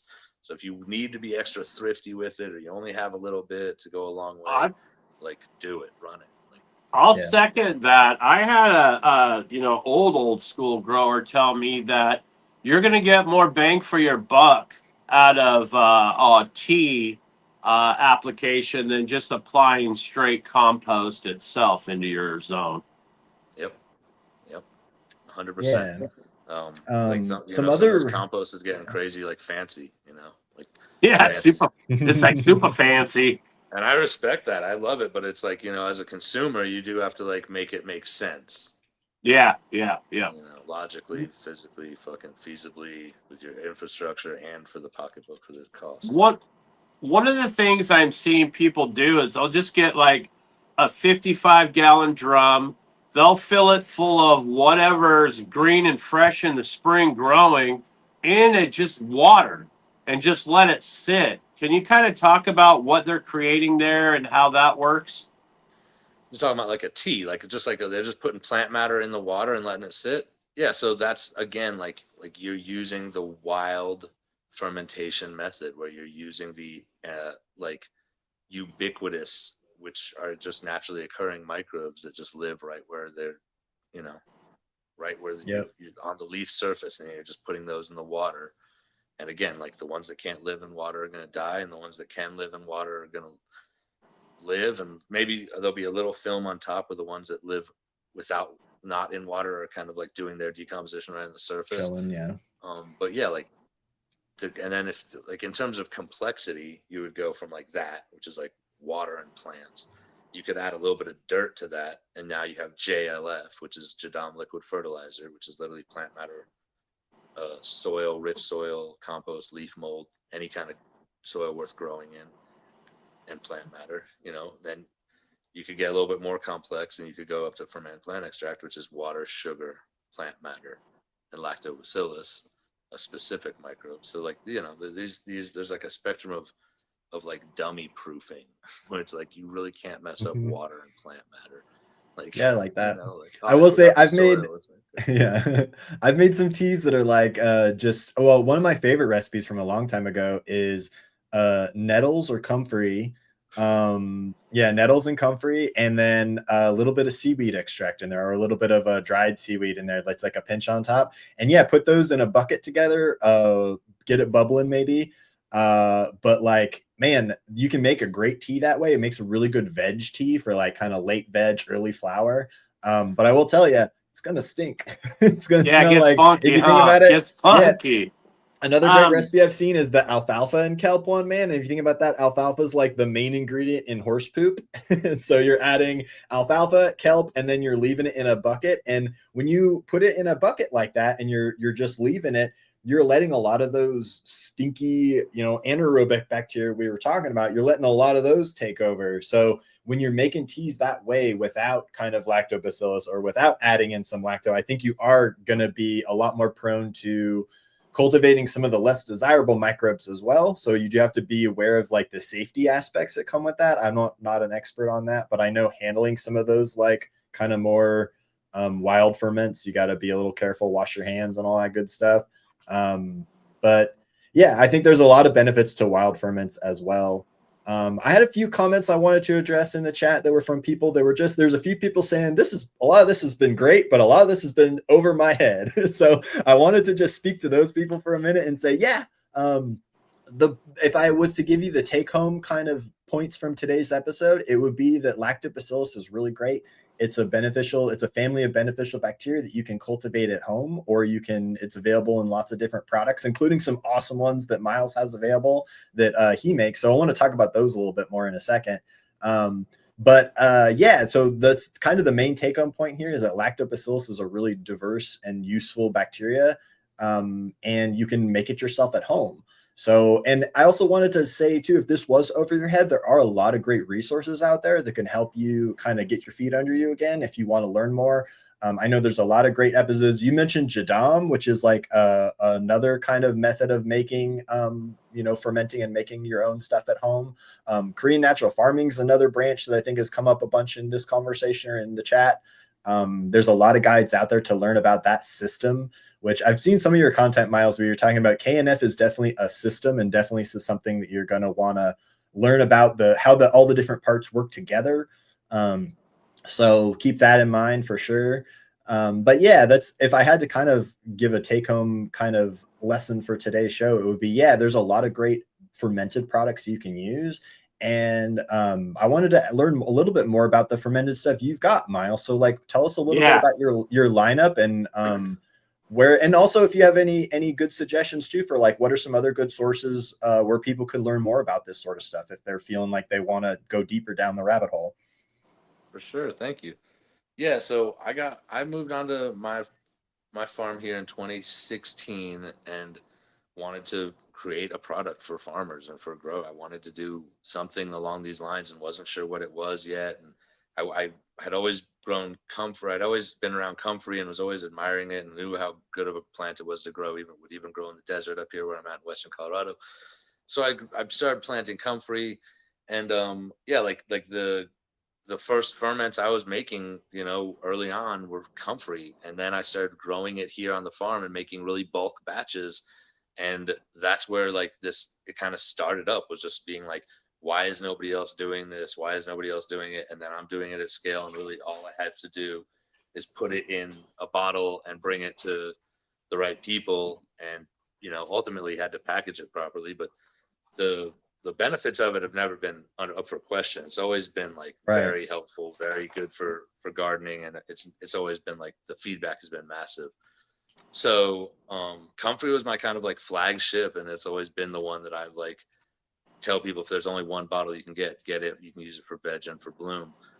But now nice. I have a full line of multiple different veg focused ferments, including comfrey, nettles, as you said, and hemp, our favorite plant. Willow, helpful for cloning and for later stage systemic acquired response. Sage also for a systemic acquired response through the jasmonic acid. What's all the others? I want to tell you, had made a post. You made a post recently about stumbling across horsetail, and can you kind of talk about the horsetail and maybe some of the attributes that it's going to bring to the table in way of maybe salicylic acid? Yes, yeah, exactly. Well, for salicylic acid, that's willow primarily. For the for horsetail, we're talking about silica, the element silica, which attributes to cell wall strength and thickness, which is generally what we're talking about. Which translates into plants as being the sturdiness of the cells and their ability to give and take with stress. It's plants that are generally over too much silica will become brittle. That's if you're overfeeding silica, or if it's a plant like horsetail that just naturally is high in silica for whatever reasons. That's just the nature of that plant. So this is again, a lot. I didn't create a lot of this stuff. I didn't come up with it. Horsetail has been used in biodynamic preparations just as a tea. They would just pick the horsetail, dry it out in the sun, and then chop it up, put it in a jar, keep it. And then when they wanted to literally pour hot water over it and let the water cool down, dilute it again, and give it to the plants. That's a biodynamic preparation. All I did was add a lactobacillus fermentation step in there and take away the boiling water. It was a very similar process of creating a biological tea, like we were talking about earlier as well. But the horsetail it's a great plant that grows out here in the West in riparian zones. When it grows in these giant patches. So you can, if you need to wildcraft some of it, you can collect a little bit of it and leave the rest of the patch to grow. And but the benefits of it are really, not even up for question. The benefits of it have been proven through those biodynamic prep, or the longevity and lasting impacts of those biodynamic preps, and people using them all through different gardening settings and stuff. The reason I know that is because I follow you on Instagram, and you are a wealth of information, and you are a person who's open source. And that's something that's very strong to my heart in the way I operate. Every aspect of my life, even, my personal life, is open source. And so I really appreciate the fact that not only do you put that stuff out there openly, but you're available. If people hit you up, you're going to respond. I made a post. I had a couple people, say how much they love you. And I saw you in there responding to those people. So Miles is a very open person. And a lot of the shit that I've kind of transitioned to is stuff that I've learned from him, having him on the show, on Cannabis. I think we've had you on there 2 or 3 times, and just following you over time and learning. Like, the first one I saw was the Build a Soil one you did with Jeremy's wife, just on FBs. Dude, that was huge. That was like a big eye opener. And I'll tell you right now, if you go on my garden videos, you'll see under my plum tree, I have gone into a brown bottle mushroom farm. I've got their spent blocks. I put those spent blocks under my plum tree, put some straw in there. I've already got lion's mane popping. I've already got blue oyster mushrooms popping. And I learned that from Miles, because Miles will do that. He has this little shack thing, I think it is. He'll throw those spent blocks in his shack, and he's literally producing food for free. Like with Brown Bottle Farms, they get their stuff in the bag. They'll give it to you for free if you're willing to take it out of the bag, just because they don't want to have to do that. You know what I mean? And so this is access to food sources that Miles is kind of on a cutting edge about, and something that I've been following him for a long time and learning about is how to create food sources out of what's in my available area. We've talked about whey from the goats or farming. We've talked about the mushrooms and the access to that. And so all of these concepts, and I even want to talk about the apple cider. A lot of times you'll see apples just laying on the ground under apple trees, or you'll have a buddy who has an apple tree who has way more apples than they know what to do with. And so these simple preparations can bring longevity, and also these economic times, they can bring food to the table in ways that maybe you normally wouldn't think of. And so I highly recommend you follow Miles. If he's in your area doing any kind of educational opportunities, go there. You're going to learn something, and you're going to get access to people and knowledge that are going to help you build a foundation to provide, like my transitions are, the mental sovereignty, the physical sovereignty, and the spiritual sovereignty. You're going to be able to build that through your applications to your forest, or like a goat farmer or a mushroom farmer. All of those things are going to be available to you. And if you follow Miles and you watch what he does over time, you're going to get insight to things that a lot of people are not telling you about. And I think that's one of the powerful things. And one of the things I've always cherished about Miles is his ability to, to find these aspects of making your life better mentally, physically, and spiritually. Hell yeah. Bro, thank you so much. That's so kind. I appreciate it. I really, really, Hell really yeah, appreciate dude. that, like, so deeply. Yeah, man. No, Miles has been someone that I like I said, this is my first time, I think, actually getting to sit down and enjoy a conversation with you, but I've been aware of you and seen your work and seeing you popping up all these places, and I always see is like, oh, I'm the helpful ferment guy here to help people. I was like, hell yeah, dude, my kind of people. So yeah, when JR wanted to get you on the show, I was like, absolutely, man, let's do it. So yeah, happy we got to have this conversation with you. I did want to give a shout out too. So your products are available mostly through Build a Soil now, is that right? Yeah, Build a Soil is the quickest shipping. You can go to my website too, fermented plant extracts, and get them, but I guarantee you'll get them quicker through Build a Soil. BuildASoil.com. That's real. That's just real talk right there. That's just Jeremy. Yeah. But Jeremy's feel free good to at what go he to does. my website and order them. You know, you can get all the stuff, including the wetting agent that I make, the fermented or the herbal wetting agent, basically HJWA from JADAM. But yeah, Build a Soil is like the best quality supply, quickest, most reliable for so many different things concerning whatever you want to call what we do. I feel like living soil is kind of like out of fashion term now. Like we should almost be calling it something headier, like regenerative indoor niche herbalism or some shit. I don't know. Like, but you know, like Build a Soil. What Jeremy's done is so impressive and so vital for even just the research he's done and the things he's found, like the mustard seed meals and all the tinkering through the years with different products that he's, you know, either found or innovated himself by like his own research and trial and error, oftentimes live on the YouTube channel. So I feel really honored and like blessed just to be aligned with Build a Soil, and it's the always the best source for quick, easy access to all the ferment products. Yeah, shout out to everybody over there. And I think, you know, another thing that people don't realize is that you are behind the branding of Weed Should Taste Good. You've been putting out fire breeding projects. I think Soup has stuff that, like, I mean, he's had for a long time.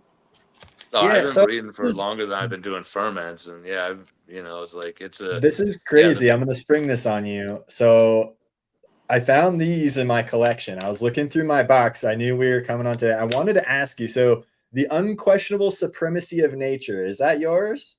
Yeah. Is this someone? Okay, because I've had this pack and I held on to this because that name blew my mind when I saw it. I was like, oh hell yeah, I gotta grow that. I totally do not remember where I picked these up, where these came into my possession, but I kept a hold of this one because I knew that logo and I knew it came from a good dude, and because that name stuck with me. So these, I think those are going up the list now. Those are going up the list. I've got a long list, unfortunately, but I think we're gonna be popping those soon. I want to check those out. What was the other pack? Was it 2 packs of those, or was it nothing? I found Alien Rock Candy crossed with Bubba Kush. Wow, was also in there. Wow, yeah, that Alien Rock Candy was no joke, bro. That Alien Rock Candy was no joke. Hell yeah. Okay, you get me excited now. I'm gonna have to do some soup popping.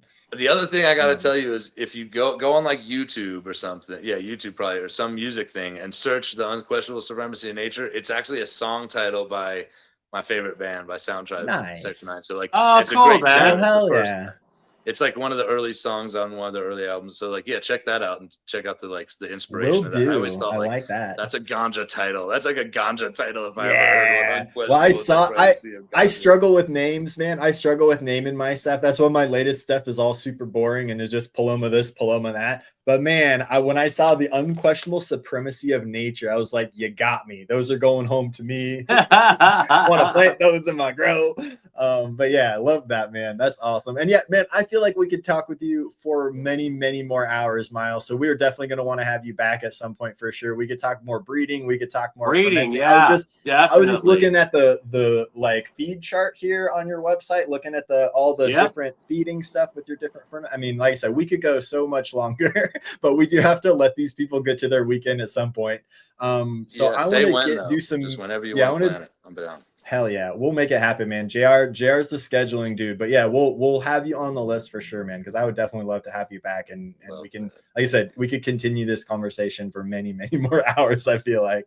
I think for the community, we've really opened up a rabbit hole.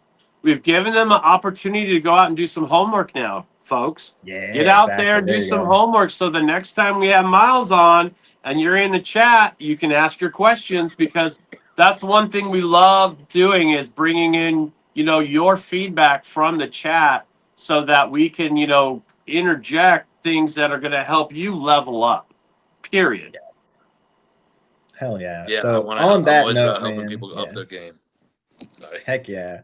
No, you're good, man. So I want to get this giveaway going. That's why I'm all excited. So let me do, for this first one, I've got 2 to give away. I want to do these Cherry Paloma crossed with the Machine number 5 from my grow, from Growers Love Seeds. So let's do let's do hashtag growers love in the chat. Give me a hashtag growers love in the chat.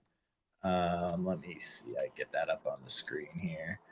But yeah, that'll be our first giveaway for today. And yes, you need to be in the United States, unfortunately, and you need to be here with us live. So you folks watching this afterwards, sorry, you missed it. Or if you're watching this on 2B Blunt TV, sorry, you missed it. You got to come hang out with us here live on Fridays for the giveaways. But yeah, so the Cherry Paloma Cross with the Machine number 5, I got 2 of those packs. So we'll do 2 giveaways there. And then, yeah, I think Miles, did you want to do something too? Yeah, Miles, what did you have? What do you have planned for the folks for this giveaway? I was thinking a gallon of comfrey. That's my kind of standard, like you got it, all nice, yours type okay. of thing. Nice. Hell yeah. So we'll do that one. We'll do that after this. I'm going to pull 2 winners from this first one because I want to send 2 of these packs out. I want to get these. I want to get some feedback on these. I'm hoping to see some more information. And the DGC and the Happy Hour crew has been my test group, man. They've been an awesome group for me to send seeds to and get information back. So yeah, give me a hashtag growers love in the chat. You'll be entered to win. I'll give that like another minute before I start picking winners. But yeah, thanks everybody. But yeah, man, such a great episode today. And yeah, someone said, love the vibes of today's episode. I'll say, hell yeah, man. I love it too. Having a good time. So much like nerdy knowledge mixed with passionate, like happy people. Good place to be here on a Friday. A good place to be on a Friday. And Miles, go ahead and let people know where they can find you. If they want to get at you and they want to pick your brain, as I often do, how can they get a hold of you and where can they find you? Okay, yeah, I mean, IG is always a good one. IG is fermented plant extracts, or yeah, that's the best way to get at me on the socials. You can like search my name on Facebook and find me. My email address is like readily available on all the websites, on weedshouldtastegood.com, where you can get clothing, and on fermentedplantextracts.com. You can get my website, shoot me an email anytime. If you shoot customer support at Build a Soil an email to asking about ferments, there's a good chance I'm going to see it. I would hope that there's like 100% chance I'll see it. We interface really well on that side of things. If you have a problem with any of the ferments you've gotten through Build a Soil, by all means, just holler and we'll make that right immediately. We're always happy to get that taken care of, because with what we do, like this aspect of it with y'all and interfacing with the community is really key, because it's a knowledge thing. It is a passion thing. It's a like, a lot of people are commercial, but a lot of people, it's like a hobby and a lifestyle thing to do this. It's not about like, it's about the total enrichment of it. It's about the bigger benefits, where it's like the growing of it is medicine. The time we spend with the plants, the time we spend making lactobacillus or making kimchi or making these preparations for ourselves and for our families is an investment in our well-being and our like total upliftment, and that's why we're like sharing this and encouraging our friends and people to do it as well, because we know the benefits ourselves. And it's like, you just want to share this stuff. It shouldn't be like a trade secret, it should be like a common knowledge in every household thing that like, is ingrained into like this should be American culture, like the same way that kimchi is Korean culture. Like that's, like we're building like the next paradigm of like consciousness for Americans by ingraining probiotics into our lifestyle. And that's something that like culturally isn't really addressed a lot of times, because we're like so trapped in a digital cage, brother. I'll say it. A lot of us are trapped in a digital cage, and to break out and to get in your garden or to get into your forest or your natural environment is going to help you break those chains. One question I just came up to me while we're waiting for these to come through is, if I'm setting up my spring garden next year, what would you say the top 5 things I should be growing to make my FPEs? Oh man. Okay, so what are the top 5 plants to grow for FPE? Good question. So like comfrey, weed, hemp,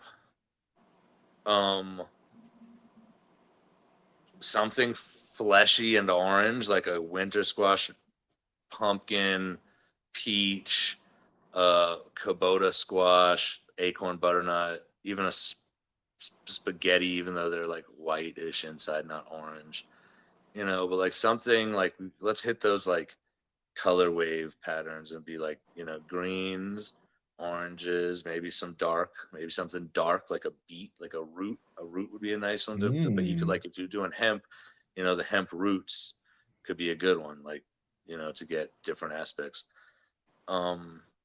Something flowers, like a flower for your brain, because it's like beautiful, and you want to, like, a calendula is a good one. Marigolds, calendula. Oh yeah, Sunflower. yeah. Sunflower is a great one. The stalks of sunflowers are high phosphorus, I believe.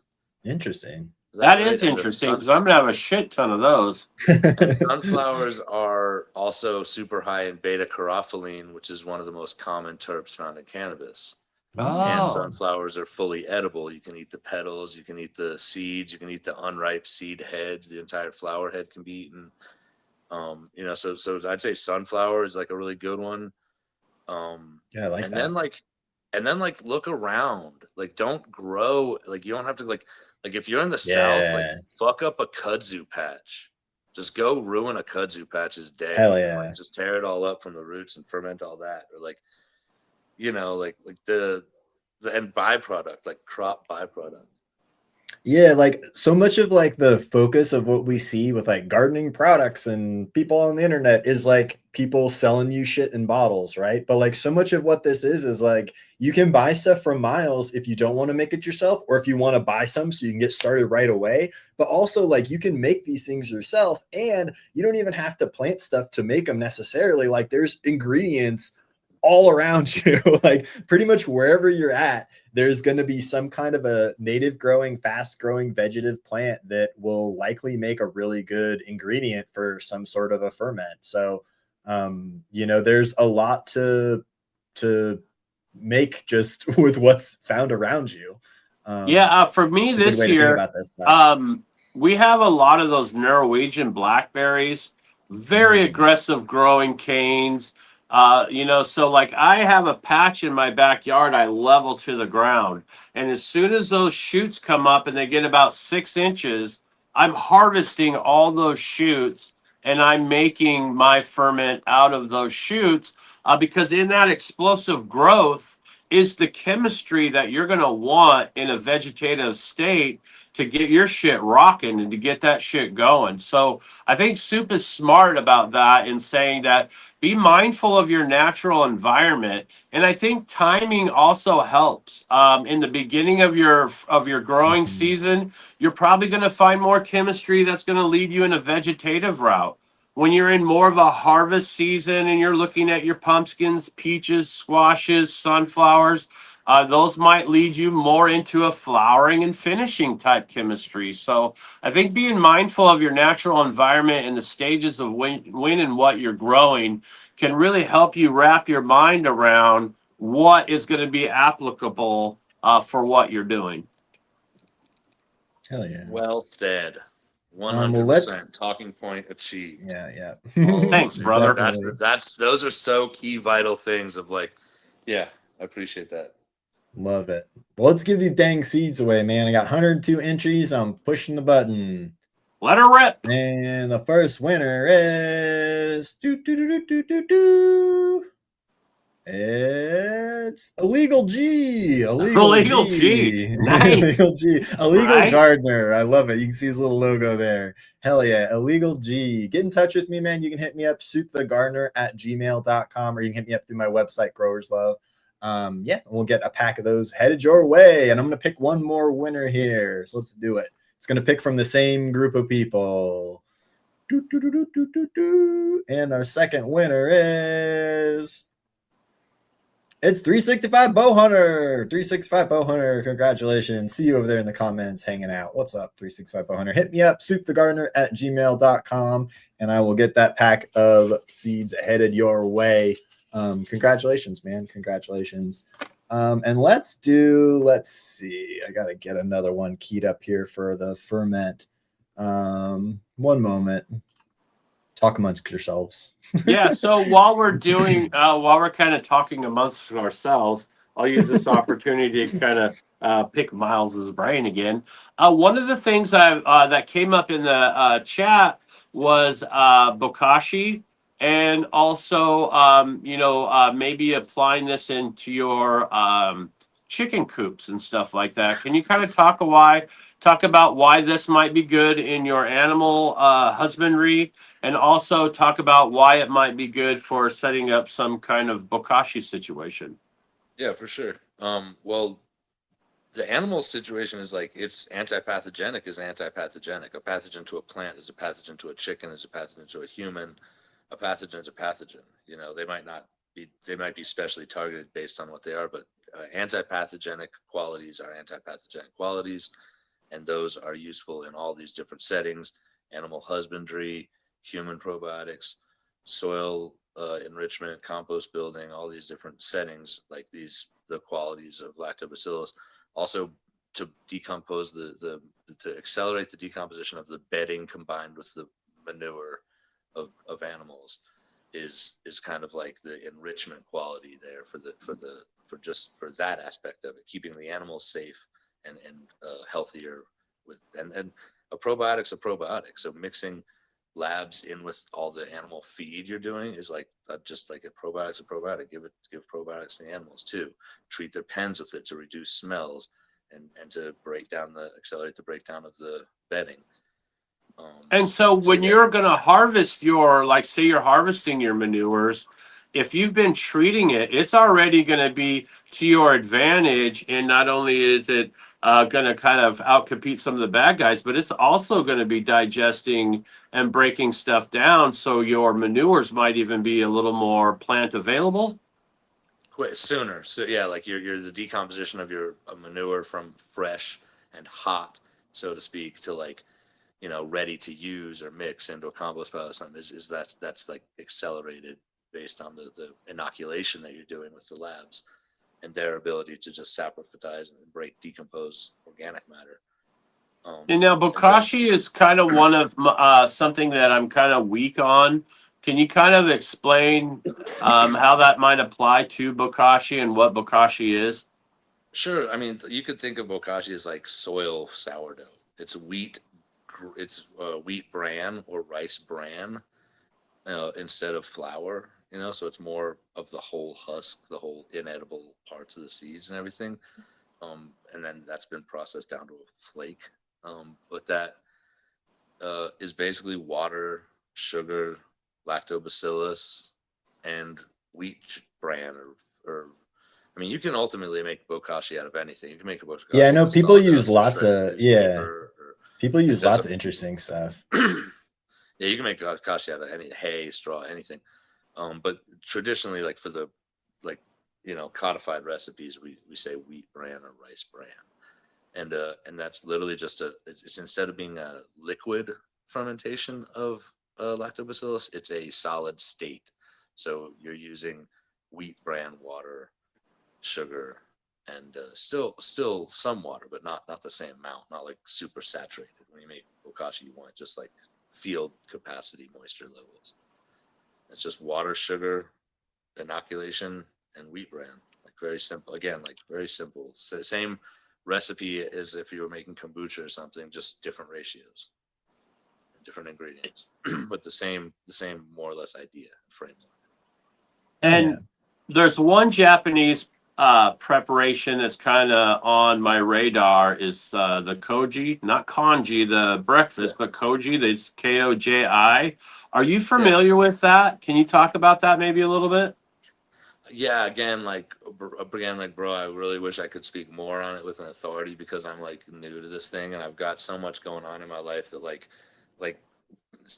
one of these things might get some hours of my attention every week, but not enough. But I do. There's so much to learn. Right. Last year at Telluride Mushroom Festival, I was kicking it with some guys who were just like, they were our kind of people, you know what I'm saying? Yeah. So like, and they had all this weird food stuff, and I'm like, feed me, yum yum yum. And they were selling stuff, and I was just like, feed me, take my money, like. And I bought a bunch of koji grains. Yeah. Like, I bought like 2 bags of koji grains from him, and I've been like tinkering with them over the last year. And like one of the things I made was like a really sweet peanut sauce. And then I took the koji grains and put that in the peanut sauce and let it sit out covered for like a week. And it definitely bubbled and fizzed a little bit and like tasted a little bit more different. And like, you know, but I haven't done anything like traditional, but yeah, I've heard of koji. It was supposedly like, isn't it come off like the prickler of a cactus or something, like the tip of cactus prickers or something like that? They talk about using like legumes. They'll use like a legumes and stuff, and it's kind of like a starchy enzyme breakdown. But it says that it's inoculated with a beneficial mold, Aspergillus oryzae, which Or is in it our, rice? I mean, yeah. So right. yeah, and so like as soon as we as weed farmers hear aspergillus, we're like shitting our pants, right?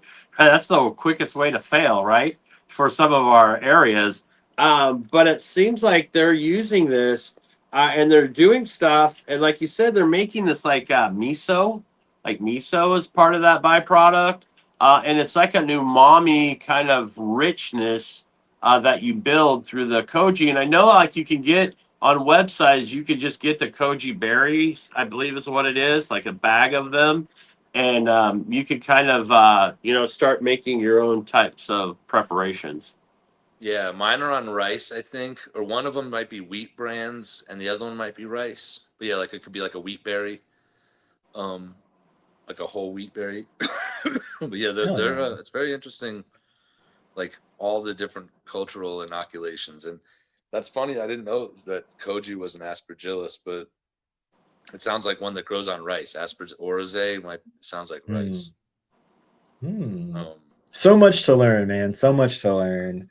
Lovely, love it. Thank you. Yeah, well, and we are now passing. We are 2 hours and 5 minutes. We did it again, Miles. We did it again. We broke that 2 hour bro. And we, the retainment of the chat is incredible.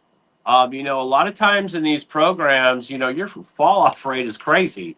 To be able to sustain the amount of people we have just tuning in for this whole it looks like 2 hours and 6 minutes, brother. We broke another 2 hour record. So much for tuning in and for watching. Yeah. Whether live yes. now or Thank you. After it goes up. Thank you all so much for being there, tuning in and paying attention, nerding out with us. Hell yeah. Thank you, Miles. Thank you for coming and being so generous with your time. And thank you for always being generous with your time. As we were saying earlier, man, always being willing to chat with people in the community, always willing to spread love, man. That's what we're all about here on this show. So you fit our vibe immaculately. So glad you're here, buddy. Hell yeah. So let's give this dang FPE away. I got 90 entries, man. I'm gonna give you guys another like 30 seconds if you didn't see it, but give me a hashtag FPE in the chat. Now's your last chance. Let's do it. But yeah, man, such a good show, so much good information. Love when we have so much to talk about that like we do a long ass episode, and I feel like we could still do another 2 or 3 more. Yeah, we could break out another 2 hours just on his breeding practices. Yeah, exactly, man. Exactly. So thanks so much, Miles. And yeah, thank you all for sticking with us, man. We appreciate you guys coming and hanging with us every Friday. We love our community so much, man. You guys are so kind to us, so full of good vibes. And like I said, my heart was so full when I got home and I had like 8 emails from you guys with like cool stories and cool things you wanted to tell me and great information. I was like, dude, our community is the fucking best. I love you guys. Shout out to everybody on the Discord too. I loved sharing all your guys' outdoor pictures as we were chatting today. That was really fun. I might have to do more of that in the future. And yeah, if you didn't get yours featured, man, there were so many more that I didn't get to. I was trying to cram them in as much as I could. But yeah, send me your outdoor pictures. As I've talked about, Miles, I'm not allowed to grow outdoors where I live, and it sucks. So I have to live through all these people and get to enjoy their outdoor vibes through the internet. So I appreciate all you guys letting me live through you vicariously. And heck yeah, let's give this FPE away. I'm picking a winner. Dude, we're not talking a quart, folks. We're talking a gallon here. Hell yeah, nice. It's some guy. Some guy grows. Grows. That's awesome. Congratulations to some guy. Some guy grows. That's badass. What's a good way for them to get in touch with you, Miles? IG, or my email is avinash.miles, avinash.miles@gmail.com. But yeah, IG fermented plant extracts is a great way to hit me up via DMs. Send me a follow and hit me up in the DMs. Hell yeah. And you can get his email off of his websites as well. There'll be contact information opportunities through the websites as well. Yeah, fermentedplantextracts.com, weedshouldtastegood.com. There's others. Yes, there you go. Check out the websites, man. Miles has got so much good information. I was just looking at the website, man. You got information about so many different things, lots of cool products for sale, cool t-shirts over there at Weed Should Taste Good, man. Lots of awesome shit going on. Go check out all Miles's awesome shit. Go check him out on Instagram and make friends with him. Hell yeah, man. What a great fun show this has been. And yeah, I guess we got to wrap it there, but thanks guys so much for a great afternoon. And yeah, until next week, keep growing, keep smoking, and have yourselves a fantastic weekend. We'll see you next week. And growers love. Growers love, everybody. Hell yeah.